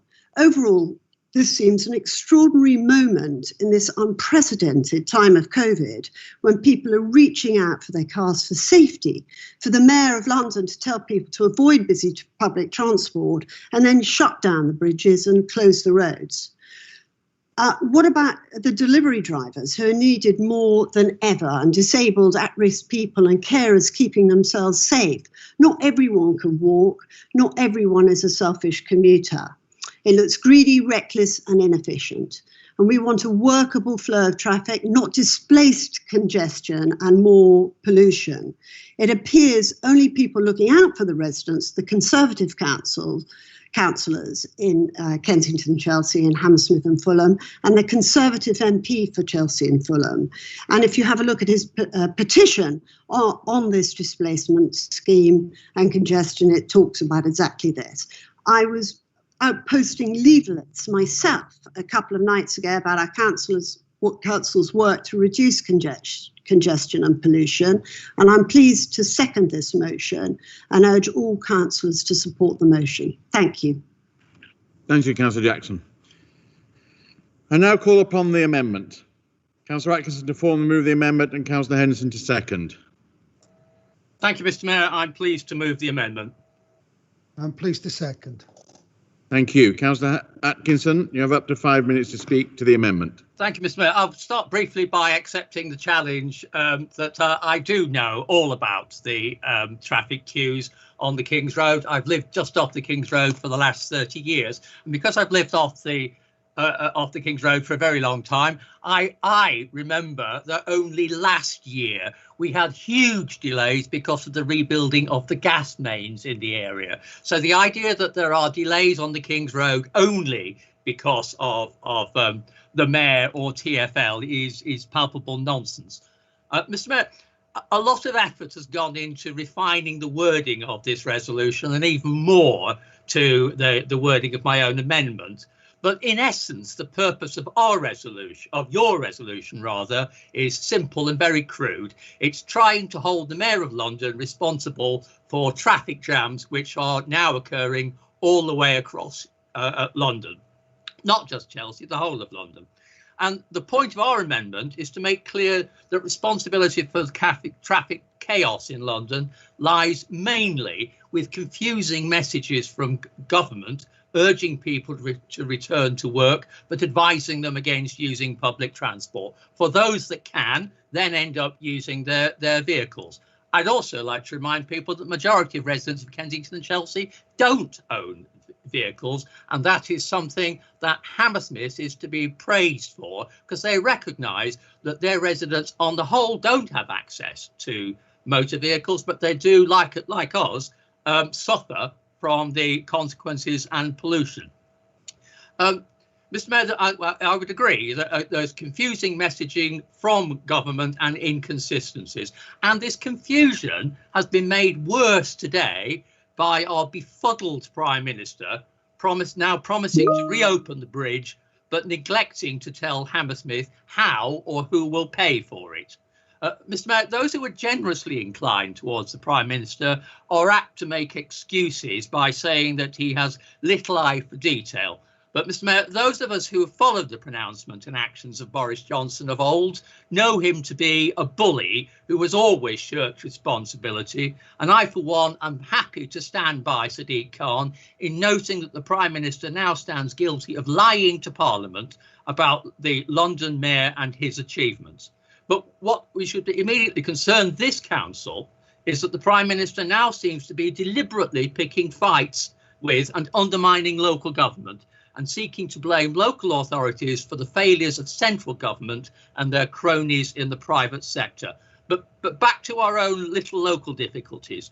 The London Borough of Hammersmith traffic displacement scheme has made some contribution to congestion and pollution, but so has Tory Wandsworth.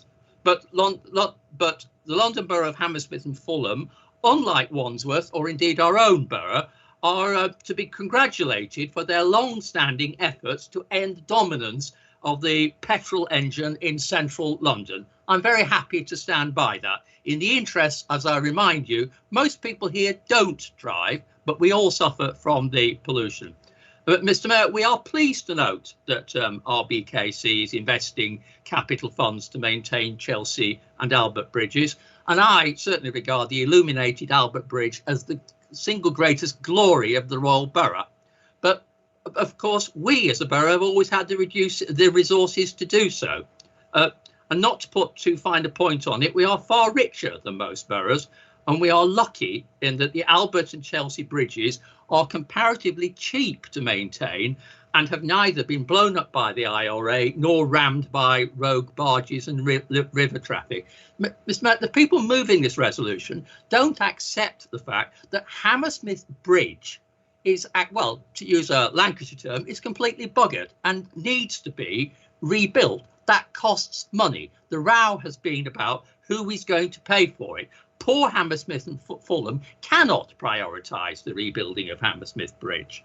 I would welcome the government's launching of the task force to reopen Hammersmith Bridge, mainly because it recognises that bridges can no longer be the sole responsibility of the boroughs that border them. I would also agree that perhaps we should write to TfL requesting the earlier reopening of Vauxhall Bridge, because with a bit of effort, they did manage to get the I'm Councillor Atkinson. Thank you. They got the Wandsworth Bridge open. So I would agree. Let's write to TfL about reopening Vauxhall Bridge earlier, but we also should commiserate with them over the attempt by the central government to bully them into putting them at a disadvantage in the lead up to the London-wide elections. Thank you, Mr. Mayor. Thank you very much, Councillor Atkinson. As a fellow Lancastrian, I will tolerate your colloquialism there, but should we now move on? Councillor Henderson, do you wish to second the amendment?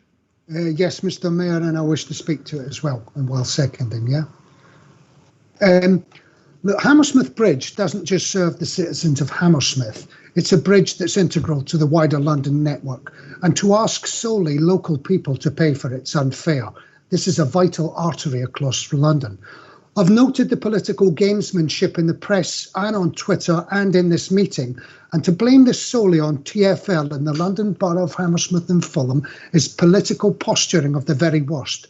If the bridge were solely the responsibility of Hammersmith and Fulham and Transport for London, and its closure only affects Hammersmith and Fulham, then why are we discussing it at a Royal Borough and Kensington and Chelsea Council meeting? When the Prime Minister was proposing a Celtic crossing, did he expect the residents of Port Patrick and Larne to foot the bill? Of course not. When the Forth Road and Rail bridges undergo repairs, that's not solely the funding responsibility of ScotRail or indeed the residents of North and South Queensferry. No, the Scottish Government stepped in not only with part funding for part of the repairs, but with the UK Government also gave funding for a new bridge alongside the existing two bridges. It was the Scottish Government who contracted directly with Jacobs Arab to build the new bridge when they realised the older bridges would no longer be able to sustain the increasing amount of traffic across the Forth Road Bridge. The Forth Road Bridge at its peak carried 65,000 crossings per day. Hammersmith Bridge, 25,000 crossings per day. 14,500 of those crossings are now using the surrounding crossings at Kew, Chiswick, Putney, Wandsworth and Barnes. If we don't come up with a solution soon, the increased loading on these other bridges will mean that it's only a matter of time before those bridges start to crack. As we know with maintenance, if you don't fix the drip, you end up with a flood. Just ask Doug Goldring. We could, of course, have spent the 53 million squandered on the failed Garden Bridge project, but of course that's gone the same way as the 12 billion on test and trace, and that, of course, would be political posturing. The London Mayor, Sadiq Khan, responded positively to Robert Jenrick's call in June for shovel-ready products of £1.3 billion of money for housing and infrastructure. Indeed, it was the Mayor's #1 priority project, only to be turned down by Robert Jenrick. What needs to happen is we need a temporary crossing, the designs of which we have, whilst repairs and structural work is carried out on the main bridge. The stumbling block to all of this at the moment is the Environment Agency and the Port of London Authority. They will not agree to the temporary crossing until the funding is in place for the main bridge, as they feel that the temporary bridge won't remain temporary and will in time impede river traffic. I'll say it again, we need a temporary crossing and the old bridge to be fixed. The Ascot Bridge and the Hunterscombe Bridge were installed over the M4 in 24 hours, replacing previous bridges that were put up in 1963. That was only a few weekends ago. What they had was money and expertise. Let's stop playing political football with the lives of residents of London. The emergency is affecting all of London. I dread to think what would have happened if the patients of the Royal Brompton, if they had to trek all the way down to St Thomas's with the current bridge issues, both at Hammersmith and Vauxhall, as it's only a matter of time before our other bridges face exactly the same issues. The £2 billion funding cut to Transport for London this year seems folly and was only designed at getting Transport for London to sell off its assets to cover the shortfall and leaving it short of money to deal with emergencies like this. Transport for London's fare income has fallen 70% because Londoners have done the right thing, followed the rules and stayed at home. The same's happened to the private rail companies, yet the government has given them an 18-month blank cheque bailout with no strings attached. So, we need the government to sign off the £98 million shortfall. Hammersmith and Fulham and TfL are committed to pay what they can pay. The government needs to action the shortfall, or is this a bridge too far for Boris Johnson and his government? Mr Mayor, I beg the Council to support Labour's amendment.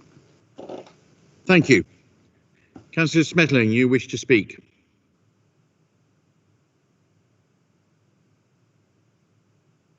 Councillor Smetling, do you wish to speak? Yes, I had to find my mouse and, find the right buttons. Thank you very much, Mr Mayor. I must say that when I saw the motion title and indeed content, including the amendment, I could not suppress several chuckles. There is, of course, the serious matter of closed bridge affecting RBKC residents and many others. And I certainly agree with the Labour amendment of adding "and London." I'm irked that I cannot even cross Hammersmith Bridge on my bike, and I live in North Kensington rather than Chelsea. I do commend Councillor Henderson on his great speech. I don't think I can vote for the amendment as it stands, but I should like to thank both parties for a laugh. Thank you, Mr Mayor. Thank you. Councillor Wade. I'd suggest that the maintenance of the bridges are in fact a London-wide asset and therefore should be a London-wide cost. And given the problems that London in general is facing, I think this is something that should be discussed cross-party and across a number of boroughs, because I think there are 3 bridges closed at the moment, and this impacts whether you're south of the river, north of the river, and anywhere else. Doesn't help pollution, and it causes congestion. I would, however, ask our Labour colleagues to liaise with Mr Cowan and actually get his signage right. I think it's very unfriendly to have small signs. And I think given today the Prime Minister's demands to increase the size of the congestion charge, increase the cost of travel and the impact on the under 18s and the potential withdrawal of the card for the 60 plus, I think that we really do need to start being positive and start thinking far more just out of our box and actually think of London. Thank you. Thank you very much. Councillor Kamali. Thank you, Mr. Mayor. I'm fortunate to live within sight of the twinkling lights of the Grade 2 star listed Albert Bridge, or the Trembling Lady, as she was once known. Mr. Mayor, I'm afraid she trembles once more. She trembles for fear of Sadiq Khan taking over our bridges. She trembles for the idea that bridges should be a London-wide issue. Bridges are maintained and looked after by the boroughs which own them. That is an irrefutable fact, and that is exactly what should have happened in Hammersmith. The criticism of Wandsworth for carrying out planned maintenance works, as though that's come as a surprise, given they've given everybody 6 months' notice, seems rather unnecessary. Whereas the embarrassment of seeing Tower Bridge pointing to the sky and seeing Vauxhall Bridge now shut, seemingly indefinitely, who knows when it will reopen. They claim December, but I'd like to see. Mr. Mayor, the knock-on of this is not only more traffic. I think we can agree that there is more traffic in London. That's certainly one of the justifications Mr. Khan had for extending the congestion charge until 10 p.m. at night on Sunday. He obviously really feels there is a lot of traffic in central London. Perhaps he might like to actually go out on the street and take a look at what he's done to the centre of our city and realise that he himself has cleared it out. We have suffered now in Chelsea with 40% increase in pollution. We're breathing this in. I recently took part in an Imperial College study on air quality, where I was strapped to an air quality sensor and walked around the borough. It's really disappointing to know that when I'm sat in the room I am now tonight, I was breathing in air that is 4 times the legal limit, and air indoors, Mr. Mayor. I don't even have the data for how bad it was at street level. I really think this is something that's been politicised by the Labour group for being unable to fund their own responsibilities, and they now want government to step in. If that's the case, fine. Then what is the point of having a mayor of London? If he can't do the things to which he is elected, I simply don't see the point. We have toll bridges still on Albert Bridge, beautifully well maintained, looked after. That's how the bridges used to get built. That's what happened until the Metropolitan Board of Works took them over. Perhaps Mr. Khan needs to figure out some other method to pay for his bills. But all I can think is he will come after the motorist once more. He doesn't seem to have any other excuse or any other idea as to how to get this city moving, and we're all breathing his errors. I really don't have much more to say, Mr. Mayor. We need to get London open. The motion as it stands is exactly what we need to be doing. The mayor has to realise that London moves east to west, north to south, and he has to make it work. So I leave it here. I wish he actually does his job, and let's see what happens in the near future. Thank you. Councillor Rendell. Thank you, Mr. Mayor. Following on from Councillor Kamali, declaring interest, I also live in, I suppose, looking distance of the twinkling lights of Albert Bridge. But that's not why I'm here. I mean, I'm here because I'm representing my residents. I've had residents approach me who have never, ever, ever approached a councillor or the council as a whole about an issue before. And this is what's got everyone very passionate. The streets around Chelsea are constantly gridlocked. They have been since the summer. And I must disagree with Councillor Atkinson in that although the Cadet gasworks were a problem last summer for Chelsea residents, there was an end date to them. People knew, people had their expectation of when that would end. This is indefinite. With Hammersmith Bridge closed, Wandsworth Bridge half closed, Vauxhall Bridge closed, no one can cross the river. And the only way they can cross the river is for cars and pedestrians and buses and everyone else to come down basically 4 streets in Chelsea and try to get over 3 bridges. 3 bridges, mind you, that are over capacity anyway. 2 of those bridges, I would say, Albert Bridge and Chelsea Bridge, are responsibilities of Kingston and Chelsea. And so much so, that's why I commend Councillor Thalasides in saying that we're going to spend our capital money in order to upkeep them. Hammersmith and Fulham didn't. And to Councillor Henderson's point, I mean, I agree that perhaps, London bridges should be, as a whole looked at, because it's not just used by one particular residence. But at the same time, Hammersmith and Fulham have neglected their residents by not upkeeping the bridge, which is their responsibility to do. They neglected their residents by not spending capital works on a bridge that is one thing, listed, and secondly, used by so many people.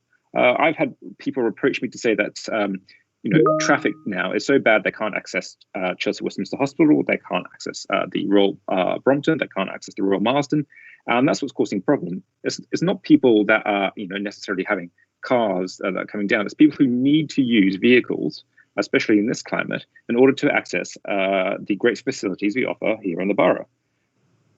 I think but the problem with this is indeed what's been offered by TfL, which is chaired by the mayor, and indeed what's happened in Hammersmith and Fulham. Hammersmith and Fulham have got 3 traffic schemes in place that have had a tremendous impact on this part of the world. One of them, of course, is the Hammersmith Bridge. The second, of course, is the SW6 traffic displacing scheme, of which Hammersmith and Fulham, mind you, are charging and fining people who don't have a borough permit money when they come into this part of the world. And thirdly, it's the Harwood Terrace closure, which again is having impact on especially Chelsea Riverside residents and people coming in from Sounds End ward. That's having impact down here as well. And this is completely causing the traffic gridlock. I mean, pollution's through the roof. People can't get anywhere. Me, myself, I don't have a car. I don't even drive. But yeah, I'm suffering the consequences of absolutely failed policies from both Hammersmith and Fulham and the mayor in order to do this. And back to Councillor Atkinson's point, yes, Wandsworth is trying to have a policy in place, but so are we for which is improve environmentalism, green travel and cycling. But what at least Wandsworth Council did is that they rolled back their low traffic neighbourhoods, something that Hammersmith and Fulham is not doing. So at least Wandsworth Council listens to their residents. That's what we're trying to do here for our residents. And every time I walk out the street, I'm breathing in polluted air because of failed policies that a Labour mayor and a Labour council has introduced. And I think this is only right that we support the motion here on tonight that Councillor Thalasitis and Councillor Jackson has put forward. And I'm going to absolutely stand up and defend my residents against what's happening. Thank you. Thank you. Councillor Mason. Mr. Mayor, Councillor Atkinson and Henderson have well made the case about the nature of the political football game that's going on here with regard to bashing TfL and Hammersmith and Fulham. Because if it was just about the bridge, we could discuss it. We could discuss this. But the whole thing is couched in terms of battering the mayor and Hammersmith and Fulham. And Councillor Kamali has got some hard neck talking about the Labour Party, Labour group, making this into a political issue when that's what this motion actually is, and saying that Hammersmith and Fulham ought to fund the bridge when the whole issue of COVID, which he has completely forgotten, has taken huge chunks out of councils' budgets, as well as the 10 years of austerity. And he knows that it's been costed at 141 million, and he knows that they don't have the money because they're under the cosh, and so are many other councils. And we talk a lot about change and change of culture here at the council, but is it any wonder, Mr. Mayor, that the electorate hold councillors and politicians in such low esteem when they see motions like this from the majority party that treats them with utter contempt, that assumes they are too stupid and dim-witted to know when they are being hoodwinked and duped, Mr. Mayor? This is the sort of politically illiterate, petty-minded nonsense that used to masquerade as serious debate in this council, and obviously still does, at a time when Mayor Khan and Londoners are grappling with the crushing results of COVID-19 that is making them only able to survive and only just. Voters are supposed to forget, Mr. Mayor, that it was decades of the Tory administration in Hammersmith Fulham that failed to maintain Hammersmith Bridge and failed to leave any money in the budget for that, leaving the second-term Labour Council with this mess, as Councillor Henderson and Atkinson have said. They're supposed to forget, Mr. Mayor, that the Tory government has refused Hammersmith Fulham funds to carry out the immediate work to even stabilise the bridge, never mind the 141 million assessed cost needed to repair the work. And as I said, they don't have the money after COVID and 10 years of austerity. The voters, who are too stupid and dim-witted to understand they are being hoodwinked with idiotic motions like this, are expected not to notice, Mr. Mayor, as Councillor Henderson in particular said, that we and the Conservative majority are playing political football with the bridge because it's in Hammersmith and Fulham. just as the Tories think they're too dull to remember that Mayor Johnson, as he was, and the government at the moment, axed TfL's entire 700 million annual operating grant in 2018 to try to force fare rises then. Now they're expected to forget that the Tory government offered to return the stolen 1.4 billion, at least 1.2 billion of it, if Sadiq increased the fares, and he lost 95% of the funding on bus and fare, tube fares, which they know, because the government themselves told people not to use public transport, and now they're trying to do a deal to scrap the Freedom Pass and the young people's bus pass, and to raise the fares and a whole plethora of other things. People are supposed to be so stupid and dim-witted that they are, on the one hand, told that this council is going to change its culture. In other words, be straight up with people and treat them like adults. But on the other hand, the majority party are going to produce stupid motions like this, which we could debate and which we could talk about in terms of the bridges, because there are problems, as Councillor Atkinson and Henderson have said. But we're presented with a partisan motion which is about the election, the mayoral election next year, and we're supposed to debate this seriously. You know, I've been on this council for 28 years, sitting on environment committees where the Conservative majority didn't give one hoot about pollution and congestion or anything else, and now we're supposed to believe that they've become gods in the clouds. This is a motion that Time, please, Councillor Mason. Treats our residents with contempt, and we should certainly not. We will certainly not support the motion as it stands. We should support the amendment. Thank you, Mr. Mayor. Thank you very much. So we're now going to summing up, and I'd like to ask Councillor Atkinson if he wished to sum up on the amendment. Mr. Mayor, I think I've made my point. I think the only thing I would say is that maybe we should try being nice to Hammersmith and see if we could work together with them. That's the only thing I would wish to add. Thank you. Councillor Thalasitis. They failed on Western Riverside then, didn't they? Mr. Mayor, excuse me. To speak. We're now moving to the summing up. Councillor Thalasitis. Thank you, Mr. Mayor. Councillor Mason talks about political motions. Has he read the next one? This has all been worth it to make Councillor Schmessling chuckle. And I will add that journey times on Chelsea Bridge Road have gone up 330%. That's the amount. And it happened in the same month as the SW6 traffic displacement scheme was introduced, and in the same month that Vauxhall Bridge was closed by the mayor. So I will hesitatingly and briefly speak on behalf of the Prime Minister, as Councillor Henderson asks, when I say that res ipsa loquitur, the facts speak for themselves. The only thing I think on which Councillor Atkinson and I are ad idem is on the beauty of Albert Bridge, but I do hope that councillors here will vote to abhor the cocktail of calamity next door. Thank you. I now wish to put to the vote. So I now put the amendment to the vote. Councillor Kamali, is the Conservative group for or against the amendment? Against the amendment, Mr. Mayor. Councillor Lara, is the Labour group for or against the amendment? We are for the amendment. Councillor Wade, are you for or against the amendment, or are you abstaining? Against the amendment. Councillor Palmer, for or against or abstaining? Against. Are there any other abstentions or votes not along party lines? I therefore declare the amendment lost. I now put the unamended motion to the vote. Councillor Kamala, is the Conservative group for or against the motion? We are for the motion. Councillor Lara, is the Labour group for or against the motion? We are against this motion. Councillor Wade, for or against or abstaining? For the motion. Councillor Palmer, for or against or abstaining? For. Are there any other abstentions or votes not along party lines? I therefore declare the motion carried. Now move to motion 3, opposing the planning white paper. I now call upon motion 3 and ask Councillor Bakhtiar formally to move the motion standing in his name and Councillor Lowry formally to second. Councillor Bakhtiar. I am pleased to move the motion, Mr. Mayor. Thank you. Councillor Lowry.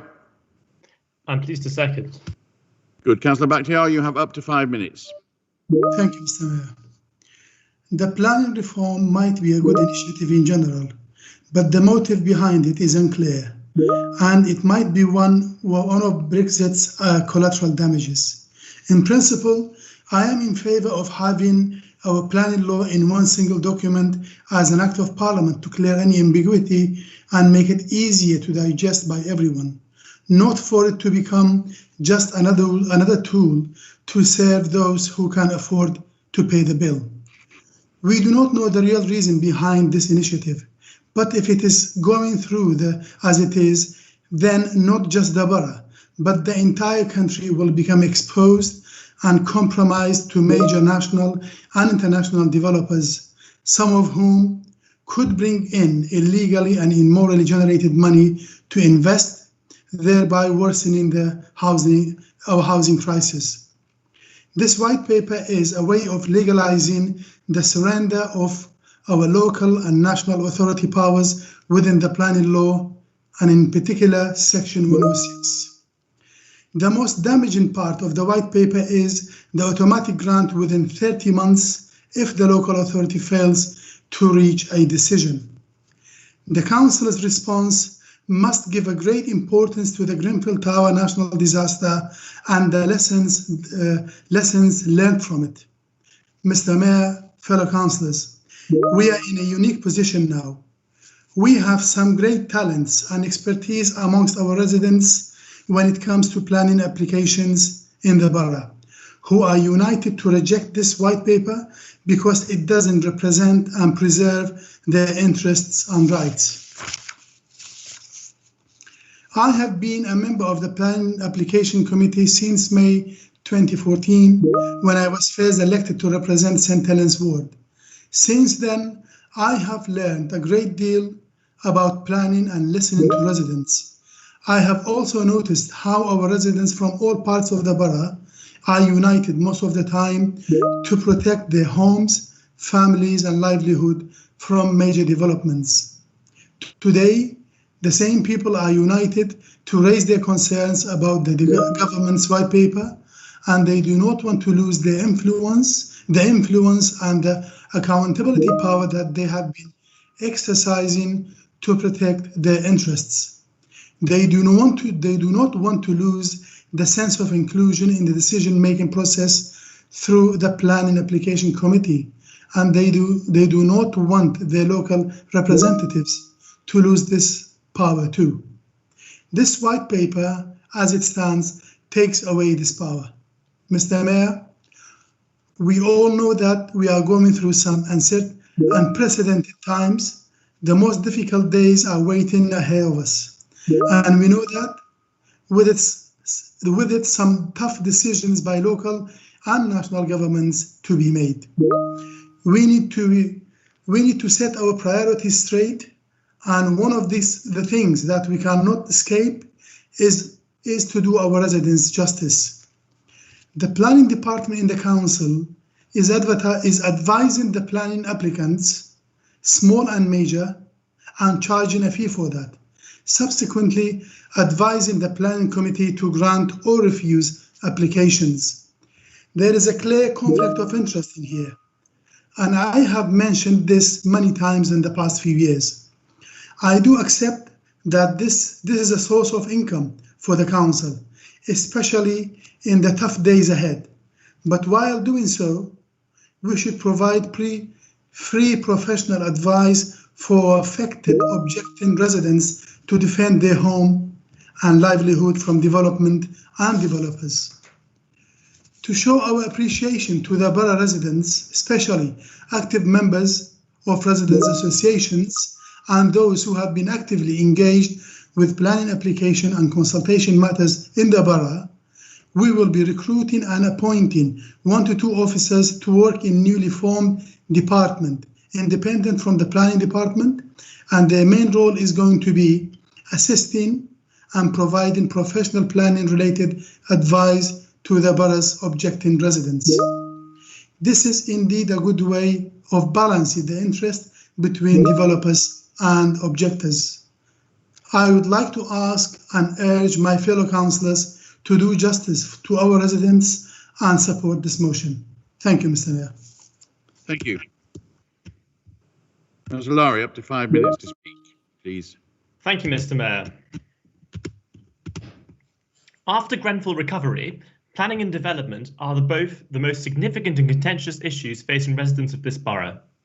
Kensington and Chelsea is blessed with deeply engaged residents, RAs and amenity societies who help steer our local plan and present their informed appraisal on planning applications as and when they arise. Recently, we have witnessed fantastic examples of community groups coming together to challenge rapacious development. These include the RAs fighting against the Kensington Forum Hotel as it now reaches the GLA again, and also the recent development at Latimer Road and St Helens Ward. Now, the same government bureaucrats who thought they knew better than schools about our young people's A-level results also think they know better than our local residents about what should be built in their local area. The planning white paper is a blatant attempt to destroy all semblances of democracy and accountability in our planning system. If imposed, our residents will only have one opportunity to oppose plans in zones earmarked for development, and that will be at local plan stage, years before any tangible applications actually arise. Our planning and planning application committees will be rendered non-functional as developers will be rewarded with outline automatic planning permission, and gone will be the days where our residents influence the decisions their elected representatives make by objecting and presenting at the committee itself. The new target figure for homes under the new formula in this borough alone will be 3,285 new homes per annum, a 7-fold increase on what the figure is expected to be otherwise with the emerging New London plan. However, the new zoning requirements threaten our current local plan policies, which promote mixed tenure neighbourhoods. They offer no protections for building good, habitable lifetime homes conforming to the Parker Morris standards of adequate space, natural light, amenity and outdoor space. Further, they threaten our many conservation areas, which protect our architectural and historic places of interest and the little green space we still have. Our local plan offers bespoke protection on numerous grounds. For example, it prevents basement development beyond 1 level underground. It restricts the amalgamation of homes into a single unit, protects us from new high-rises, and requires a contribution towards affordable housing for any residential proposal of 650 square metres or more. If these unique requirements are removed, it would have a devastating impact on both housing delivery and protection of our residents against excessive development. Imagine too the impact on congestion, noise and air pollution our residents will face with the unconstrained densification that will make our CTMPs unworkable. Our neighbourhoods will be transformed into 24/7, 365 days a year building sites. This is why red tape in the planning system is a good thing. The Secretary of State has introduced these so-called reforms on the premise that the current planning system is too bureaucratic and lengthy to allow homes to be built. This is incorrect. The reason why we are struggling to build enough homes is due to the number of approved homes which remain unbuilt because of land banking by developers who abuse the planning system for their own financial gain, or financial loss in the case of Earls Court, the most controversial development this borough has faced in the past decade. Earls Court is an example of a development with little to no affordable housing and of no benefit to the local community, weighed through by Boris Johnson during his tenure as London Mayor. If we wish to blame someone or something for the lack of affordable homes being built, look no further than our current Prime Minister. During Johnson's tenure as Mayor, London had the lowest per annum number of new homes built than any other London mayor since the post was established. And during Johnson's first 2 years in office, he produced half the number of affordable homes as Sadiq Khan in his first 2 years as mayor. The planning white paper also fails to address the scandal of buy-to-leave homes sold to foreign investors. As Councillor Dencode pertinently mentions in the inequalities report released today, there are 6,000 homes in the borough registered in tax havens and 9,300 as second homes. Consider the Chipperfield building at number 1 Kensington Road. Hardly any of these luxury apartments have been sold, allegedly only up to 3 are occupied. Are we content with this borough turning into a ghost town? This borough must make it clear we will not let out-of-touch government bureaucrats bulldoze their way through our borough. If approved, we will see more scandals akin to the illegal demolition of Kensington Town Hall in 1982 and fewer genuinely affordable homes. I therefore commend this motion to the Chamber. Thank you. I have a lot of hands up, and I also had some names registered before, so I'm going to have to race through them. So please, again, keep your comments brief. I can get as many speakers in as possible. Councillor Adurian. Thank you, Mr. Mayor. Mr. Mayor, while there are parts of the minority party's motion that I do sympathise with, there are parts which I do not. And in any case, I would not be prepared to signal blanket opposition to the government's efforts to reform the planning system, certainly not at this white paper stage. There are, of course, many aspects of this white paper which do need to be looked at again.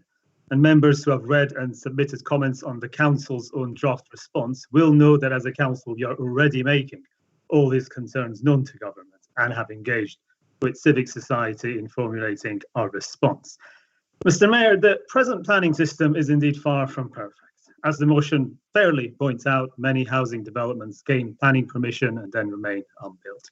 We've certainly seen a fair few in my own ward. Or are built out, but the affordable units promised are never delivered as intended.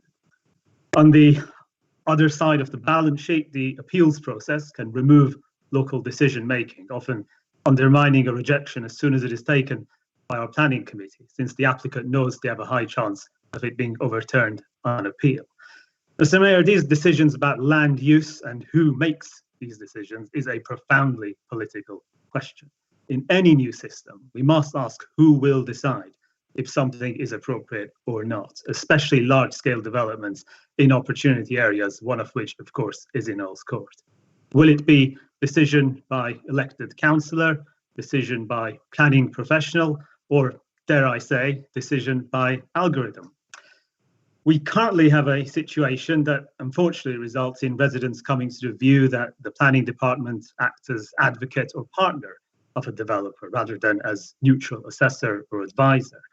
As a remedy, the motion suggests having an officer dedicated to assisting residents with their objections. But is it not far better to find ways of bringing communities in earlier so that it does not get to the stage of objections at all? Indeed, a possible benefit from the white paper is that this whole area of pre-application engagement could be defined in law to ensure that residents have their say in good time. And this is an area the white paper does need to improve significantly. I would, however, also note that planning officers in RPKC do in fact engage extensively with objectors, often in great detail. But Mr. Mayor, there is one reason above all why I cannot support this motion, and that is its denunciation of beauty. The white paper is right to emphasize the need for design code and, yes, beauty. For far too long, this argument that architectural beauty is wholly subjective and there are no shared principles of good design has been used to inflict the worst examples of architecture and town planning in this country. It is time for this to end and for it to be recognized that beautiful buildings and beautiful places matter to well-being, to health, to opportunity. In any post-pandemic recovery, let's not only build back better, but build back beautiful. Thank you. Thank you very much, Councillor Hammond. Thank you, Mr. Mayor, and it's an honour to follow Councillor Adurian, who's made some excellent points. I must say, though, I've been enjoying listening to the opposition spokesman speaking tonight, particularly on the last motion, when they accused us of naked political opportunism. And yet the title of this motion, as my friend Councillor Thalasitis points out, is RBKC opposes the planning white paper, or the government's planning white paper. And they've accused us of playing politics. I mean, what do they think this motion is then? Well, I've read the white paper in full and I don't oppose it. In fact, I welcome the vision in the paper and the fact that it's a serious attempt to address one of the biggest problems this country faces, which is the shortage of housing, and that's a supply shortage.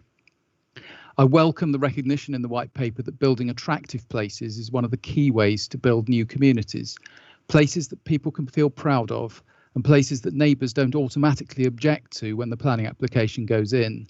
the conservation areas of the future. That's what we want to see.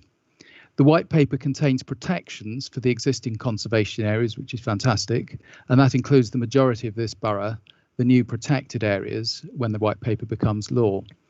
But the white paper also offers some huge opportunities. I think the design codes and the pattern books have the potential to speed up the planning process in growth areas and still result in excellent developments.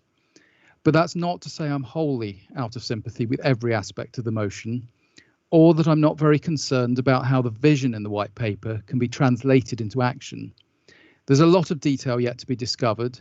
For example, what happens in the renewal areas, how the existing protections, such as RBKC's excellent code of construction practice and our basements policy, can still be applied. And I'm concerned that the whole effort could be undermined by an unnecessary and unrealistic target for new homes that shot out of one of those infamous algorithms. It might speed up the planning process, which is necessary, but it also doesn't seem to address one of the other big problems, which is land banking. So in short, I do support the vision in the white paper, but the risk register is flashing red. But the way to deal with these concerns is the Council's considered response to the consultation on the white paper, not by passing this mess of a motion. We've got some action points in this motion where point 1 of the action points is completely incoherent.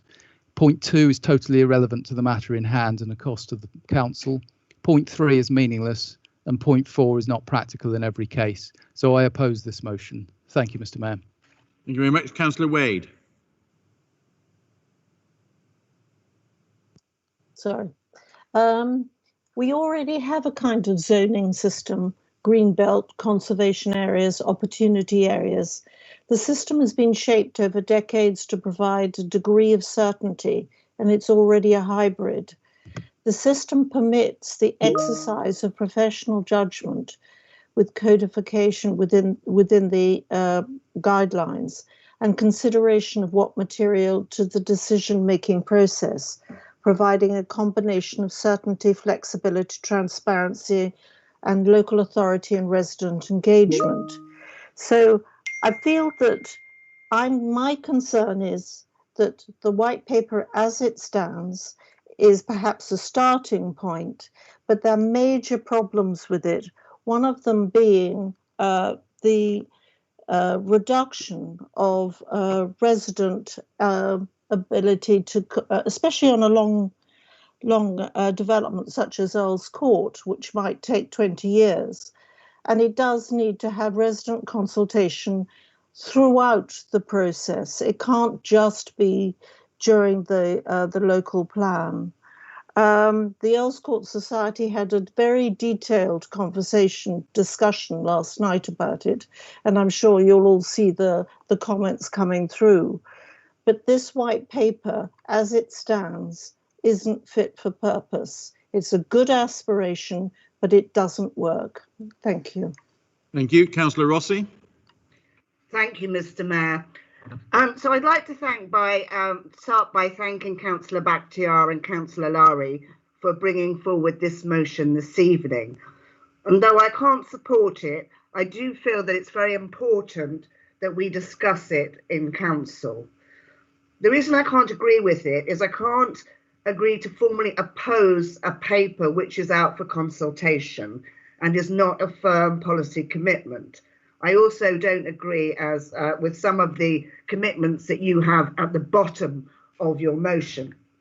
However, I do agree with some of what you say, as I also agree with the comprehensive response which has been produced by the Council.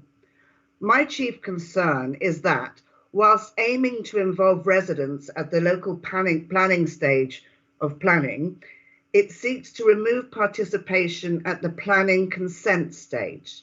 And this is where it really matters to our residents, individual planning application. By relieving local councillors of their input and not allowing residents to have their say, there is a danger of creating a democratic deficit in the planning process. Moreover, if as a result most planning applications are considered permitted development, then people will be able to build up, down, and to the side of their homes without restraint. So what is heralded in the paper as a fast track to beauty could easily become a fast track to a higgledy-piggledy mess. Mr. Mayor, we all understand the need to build more homes, and this, I think, is what is behind these proposals. But as there are more planning consents granted than there are homes built currently, it is not clear to me that the logjam is in fact at the planning stage. Mr. Mayor, we have to the end of the month to make our views known to government, and I would suggest that everyone here engage with this consultation with the intention of trying to improve it. Thank you. Thank you very much. Councillor Taylor-Smith.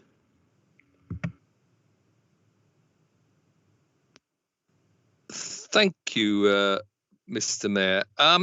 So obviously, with responsibility for housing, I'm very sympathetic to this motion and the sentiment behind it, but I'm going to oppose this motion as I fear, the wording in this motion, implementing the recommendations, is more about the blame, stupid political posturing we've been lectured about so much this evening than working collaboratively. And as this motion is currently drafted, I believe it undermines and demeans the effort this council has made so far on this. But I'm going to be positive. I mean, we can all agree on the quoted objective of the government, this once in a generation reform to build by delivering significantly simpler, faster and a more predictable system.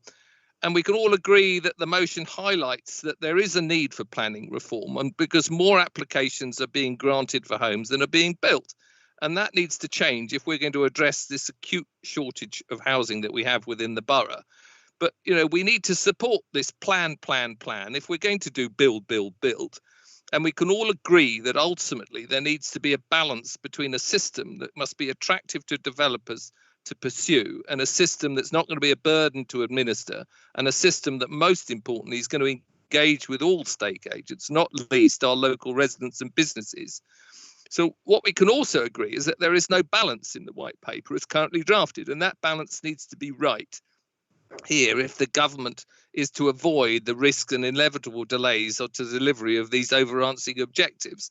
So the government is well known for algorithms at the moment, and yes, as Councillor Lowry says, 3,285 new homes is not going to be achievable in this borough. So the system as it stands benefits developers, and a new system that decreases the amount of affordable homes in this borough is something we obviously have got to oppose. And this is particularly prevalent when considering most sites within the borough that we have under 50 homes, because under the new rules, developers would have no requirement to deliver any affordable homes, and we'd lose that. And that's a vital thing we need to retain. So it's important that because this council is we've got to have obviously this as an impact to being in our ability to address our housing priorities. And there'll be less key worker homes, and I'm delighted to say that we've almost at the point of letting our first units on that one. There'll be less of a bridge between the ridiculous house prices we've heard about tonight and the socially rented homes, meaning that those born and raised here won't be able to remain. But crucially, at the time when homelessness is likely to rise, then there's going to be less socially rented homes. So within our council plan and housing strategy, our priority is supporting the borough's most vulnerable residents, and for so many to have a stable roof over their heads. So new affordable homes is a clear priority, and we've got to get on with this. So the government is not well known for, sorry, I'm repeating myself now. So to conclude and to finish off, just to say that the council, we must do what we think best in order to effect change. And whilst this motion includes words like demand, condemnation, disdain, wretched and insist, which I think were probably more relevant to the previous motion on Hammersmith, but in circumstances this will be less effective. And we have the benefit of strong relationships with ministers, our local members of parliament, residents associations and the leadership. We're all going to continue to work collaboratively and not combatively. So we do not need this Labour motion to make these points as well as working. So we need to work across London with our colleagues on both sides of the party and make these points as a collective. And I oppose the motion. Thank you. Thank you. I have 3 hands raised and 2 summing up speeches. So I will try and take the 3 hands raised, but we may not be able to take them all. Councillor Smetterling.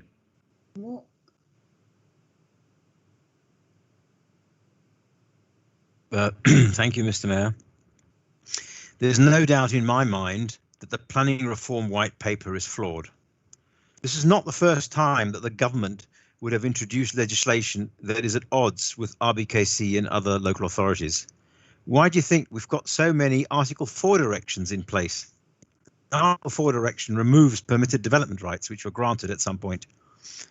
This proposed legislation has been widely criticised in housing and planning circles for various reasons, not least because of great fear that reduced local control will lead to poorer quality of construction. The motion lists some notable critics, and there are many others, including the organisation Shelter, as the government has admitted on its own website. It is interesting to note that it is mainly builders who welcome the white paper.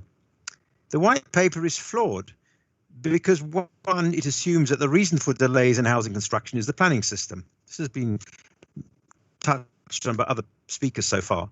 Wrong, according to the Local Government Association, which said earlier this year that more than 1 million homes with planning consent in the past decade are yet to be built. 2, it is thought that the reduction of planning controls will increase the likelihood of poor quality housing. 3, it assumes a one-size-fits-all policy will work in rural England and in the centre of metro cities, which it patently cannot. And 4, it makes unqualified allocations to local authorities for new home construction to meet the 337,000 homes per year target. Very worthy, and of course we want more homes in the country, but from where does the number come? And where is the space in this borough to handle the already mentioned 3,285 per year? Our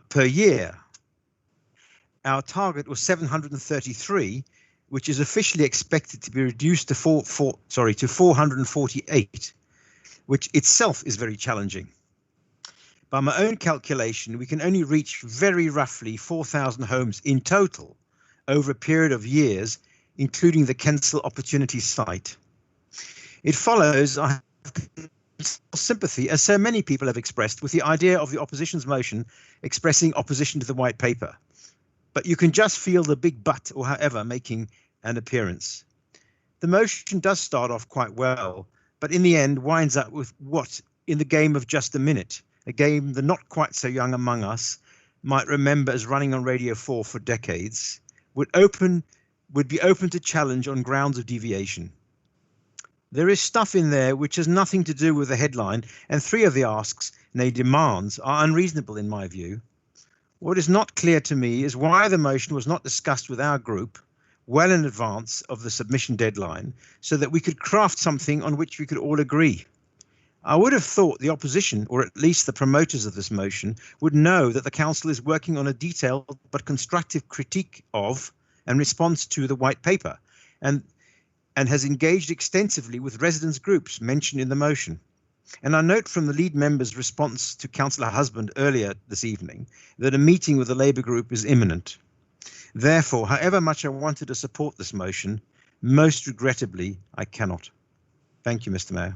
Thank you. Councillor Henderson, can I ask you please just to keep your comments brief? Yeah, I will. I hadn't planned on speaking to this. I think there's a number of things that the white paper leaves out. One of them is the London Mayor's plan. It makes no reference to that whatsoever. Also, if you look at it, all the subsidies in the scheme are looking to go to first homes. It won't be going towards affordable homes. What I'd like to ask Councillor Hammond is, how does this white paper increase the amount of social housing? There's no mention of it in the document. This is 90% of all planning applications get planning. There's only 10% that don't. What happens is the developers tend to sit on them till the land value goes up and then they sell it on. Unfortunately, this document doesn't deal with it. Also, having a blanket policy on different developments are going to make different profits. So therefore, it's just an ill thought out document. It is half baked.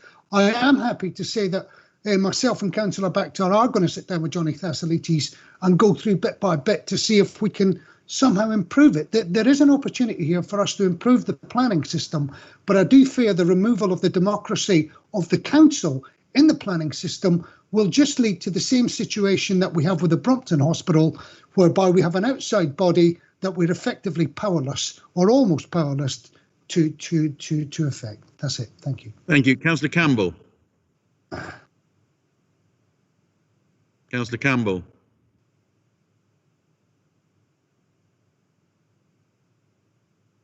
Councillor Campbell, last time you have your hand up. I apologise, it's not meant to be up.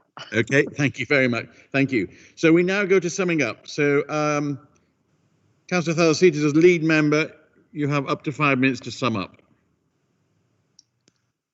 Thank you, Mr. Mayor. There have actually been, there's been a sensible critique across the chamber of the white paper, broadly speaking, tonight. And as I outlined earlier, we are making the case for some of the things that we want to change in the white paper very actively, very robustly, and we will continue to do so, particularly on housing targets, proper community involvement throughout the planning process, protection against things like mega basements and more local policy making, for the affordable housing threshold to remain at current levels, and for boroughs to set the rates of the new infrastructure levy. But I have to say, this is a highly political motion, as I said earlier. I think it's fundamentally incoherent. To formally oppose a white paper is very easy rhetoric, but our proposed consultation response sets out a very constructive way of trying to improve what the government is doing. I don't suppose actually the opposition has any qualms with the proposed response, because I haven't heard them up until now. Hiring officers whilst the council tries to balance a budget is simultaneously, as Councillor Hammond said, costly and unrelated to the premise of the motion. And I also think it's very po-faced to ask to hire officers only to advise objectors, when we're hoping to generate supporters of good local schemes too. And whilst it's great to hear Labour in its final bullet point of this motion turn its attention to social and affordable housing, we already have a very clear policy that we will stand by and we will continue to argue for, with a 70-30 mix. It was part of our community housing SPD adopted many months ago, and I don't recall the Labour Party actually responding to that consultation. So I suppose I welcome belatedly their contributions. I've heard some reference to the Mayor of London and the London plan. I would only say that his record is quite appalling on planning. In the past, we've had the Holiday Inn rejected by our communities and then approved with improper purpose. It's now going to the GLA as a direct result of the Mayor's equivocating. We've had planning applications like Tesco Towers passed against the wishes of the local borough by the Mayor of London. And we've got South Kensington Station, probably the most controversial live scheme in the borough, championed by, again, the Labour Mayor of London. So I would only push back on the idea that the opposition has the answers to this.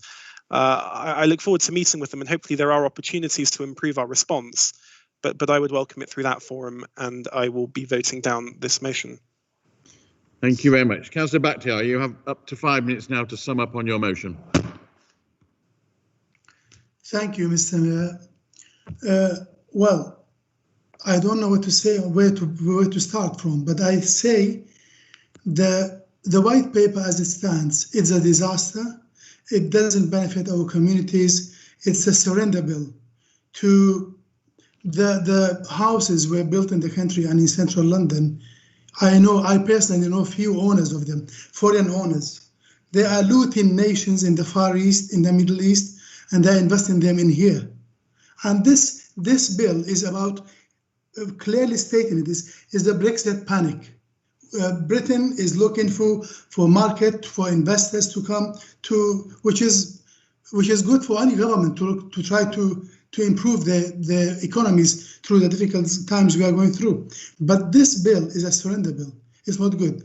And the point raised in this motion is they are all relevant, not irrelevant. They are relevant, and they are our residents, our constituents' rights. We owe them that.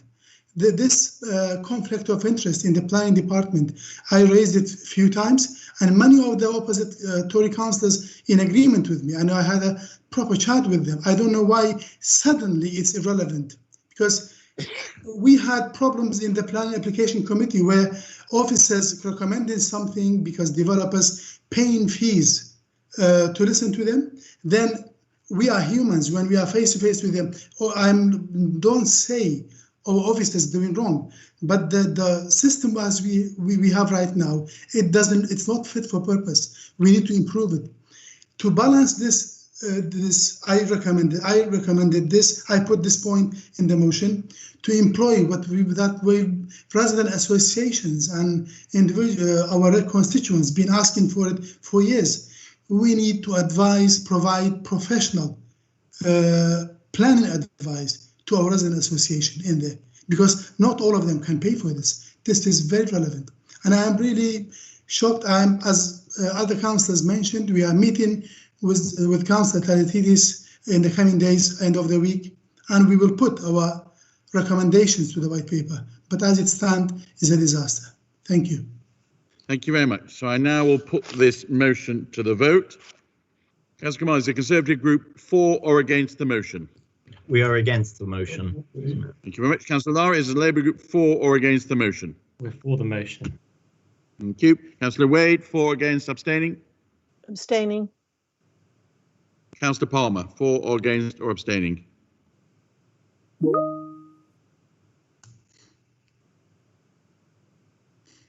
For. Well, thank you. Are there any other abstentions or votes not along party lines? I'm sorry. In that case, then I declare the Mayor, motion. Mr. Mayor, sorry, correction. Sorry, I have voted the wrong way. Could I say that I am against this motion? You're against the motion. Thank you. So I declare the motion lost. Appointments to committees and outside organisations. The appointment sheet has been circulated. I call upon Councillor Kamali to move the nomination standing in his name. I wish to move, Mr. Mayor. Thank you. Are the nominations agreed? Yes. Are there any other nominations? Okay, thank you very much. So this concludes the business of this evening's council meeting. I would just like to say a huge thank you to those councillors who did the sleep out for Glassdoor a few weeks ago. We had 9 councillors sleeping out, well, in fact, 8 councillors and former councillor Mairead Condon-Simmons. And we have raised about just under £4,500 for Glassdoor. So I'd like to thank all those councillors who supported it, either by sleeping out or by donating money. Thank you very much. The next meeting of the council is scheduled to be on the 2nd of December. Thank you very much and good evening.